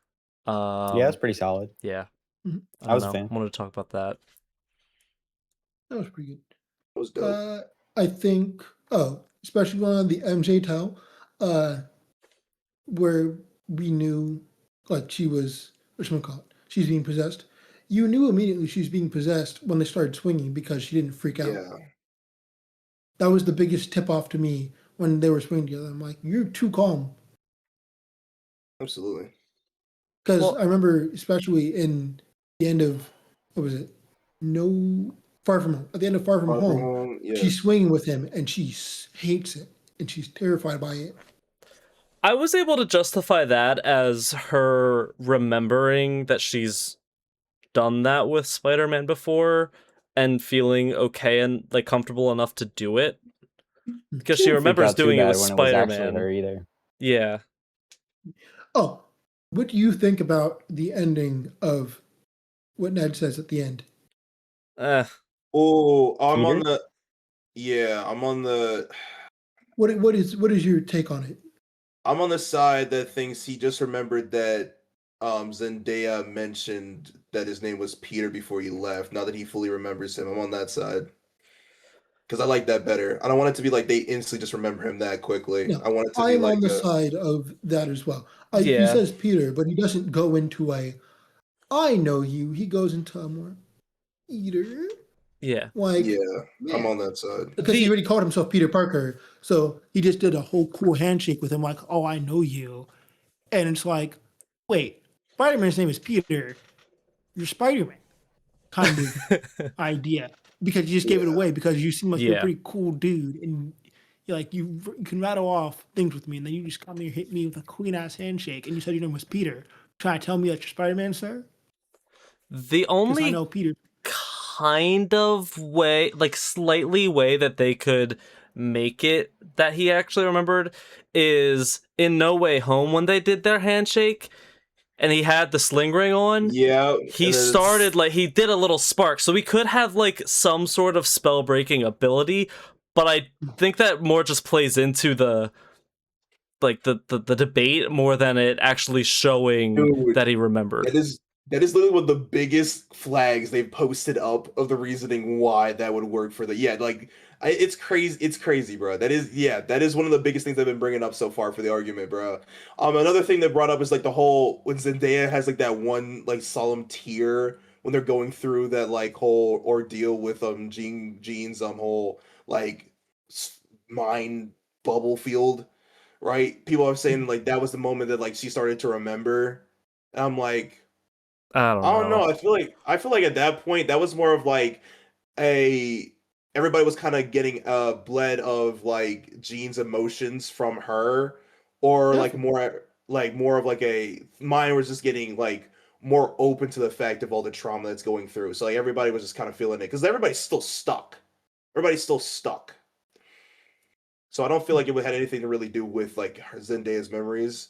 I mean, because another big thing is they also mention the fact that like she's messing with her necklace more now than she was at the start of the She film. messing with her Yeah. necklace more now because she found out that it probably belonged to, Peter Parker after he Yeah. told me that he's Spider-Man. So I know that Yeah. he gave me this thing and I really liked it. The other thing I keep seeing is with the MJ crying bit is connecting it to one of the X-Men movies from the past few years where she gives Wolverine his memories back. Gosh, it's been so long since I've seen the movie, but You mean Days of Yeah, it's an no, ECA. He's it's crying. Yeah. and Apocalypse. she says something like she poked around in his brain just enough to give him the memories that were already there or something, and people are making that connection to Brand New Day now. I really don't think No, it's you doing stop right anything here. though. Nah, No. bro. Yeah. Don't worry about that. Machi, when you say let me stop you right there, it's like I feel like you're about to just tell somebody that they're wrong, but then you end up agreeing with them. Like like every time you say, that's why I get No, frustrated. I'm like, hold on, let in me that context, let me let me cook. stop these theorists going, maybe it's this thing right there. Stop while you're behind real quick. All right. You don't. Those are two completely different things. Yeah. You And said like, I hold don't know on, why you're trying to Bears. correlate a thing where she was up close and personal to a thing where she is, by the way, this Jean Grey is weak. Let's keep that a buck right now. She does not have access to Yeah. all the fantastical powers that a regular Jean Grey without the Phoenix has. Let alone being able to just give someone back their memories when you're not even being personal with them. Nah. Yeah, the only reason they didn't get their shit rocked in this movie is because she was still an adolescent. Yeah. Now that would have been some big potato stuff. He hasn't been to school Totally yet. honest, That's the thing. they She got has a lucky. school arc to go through before she really gets there. All right. She's still young. Mhm. All right. When she comes out, when we meet Xavier and she comes out that school in the next 10 years in our time, by the way, before the She's gonna X-Men be- gets adapted, by the way. She's gonna be cooking. Yeah. It's gonna be so long. It's gonna be geez. crazy. Nah, bro. Especially when they get to like the Phoenix stuff, bro. That's gonna be wild. I don't want them to do it. I'm tired of it. I don't like the Phoenix stuff, That's but then the you get like only Madeline. story they ever tell with Jean Grey. I Get mean, something new. her biggest story. Yeah, True. get something new. I'm tired of Jean Grey going crazy and then them having to kill That's it. what How about that? We're off topic. Back on topic. Honestly, I'm just gonna ask you to just real quick. What do you think? I'm not gonna ask anybody else. Just to finish off the movie connoisseur. What do you think the ending meant?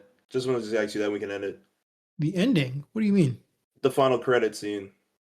Spider-Man goes back to space. Good job, guys. Yeah, that's what it meant. Yeah. I think they just means Avengers Doomsday is not going to be taking exclusively on Earth. Right? Yeah.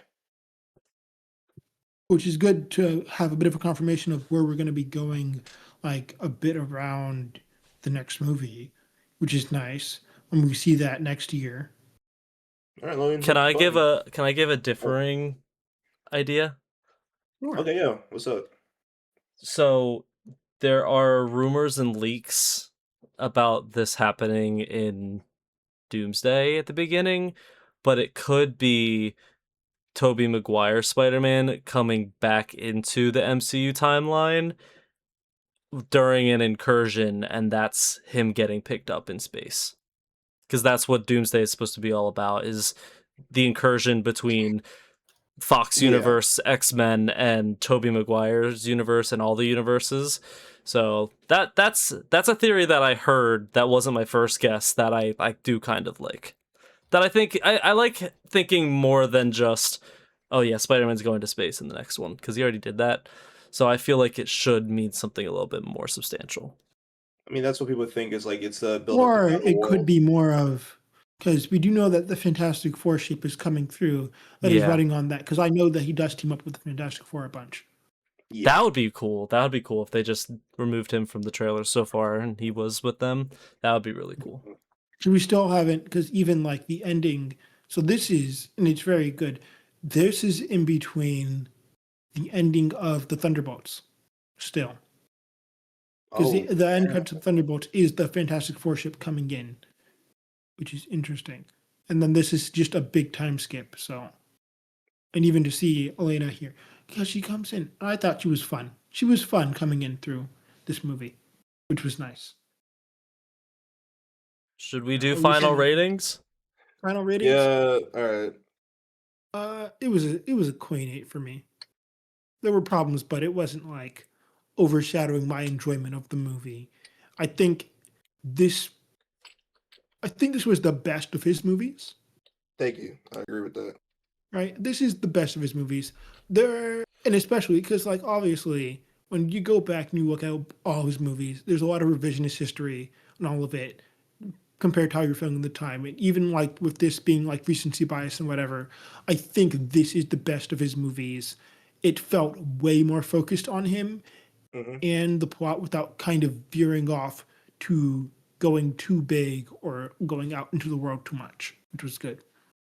I'm definitely giving it. I'm giving it an 8 out of 10 too. I'll give it an 8 out of 10 too. Absolutely. Like, I think this is a great start, but I'm ready to see more from what they have in store. Like, this has got me excited for like what else is there to come. Because yeah, I'm hoping this is more like, because what you said before, but you didn't go like too into it. I'm hoping this is like a 3-act structure yes, kind of yes. thing. First 3 movies are his beginning. These next 3, right? Yeah. Are Like, let's his. do another 3, and then let's hit this, and then the next 3 after that will probably end it because he's gonna be here for a long time. Exactly. We're on good foundation now. It was patchy grass and disgusting. Now we got like a clean, beautiful line of that freaking emerald green grass. Like, it's good now. We got a good foundation.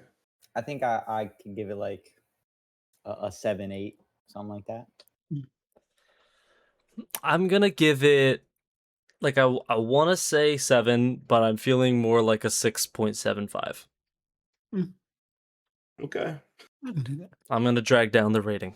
All this to say, I did enjoy it. I just could have enjoyed it a lot more. Well, thank y'all for listening to our review of Brand New Day. Honestly, I was really enjoying the conversation with all my wonderful panel. I appreciate y'all. I appreciate all y'all takes, especially like honestly, I think this is like I'm so glad that especially like Anthony and Machi recently rewatched it because like it helped me remember a lot of stuff. So like honestly, like this is my favorite. This has been my favorite. Absolutely. Like Odyssey was really good, but I think Odyssey was funnier. This was like a lot more in depth. So I'm happy about it. So let's know in the comments like what y'all think, if this is like the good start or if y'all kind of just miss like Toby or Andrew again. Like let us know what y'all think the end credit scene meant. Let us know what y'all think if they got their memories back or not. Let us know what y'all feel about Gene. Like we love hearing from y'all. Like hands down, put it in the comments. But don't forget to like and subscribe. And this is the Connoisseurs Brand New Day review. Thank you. Deuces. Bye bye. Bye bye.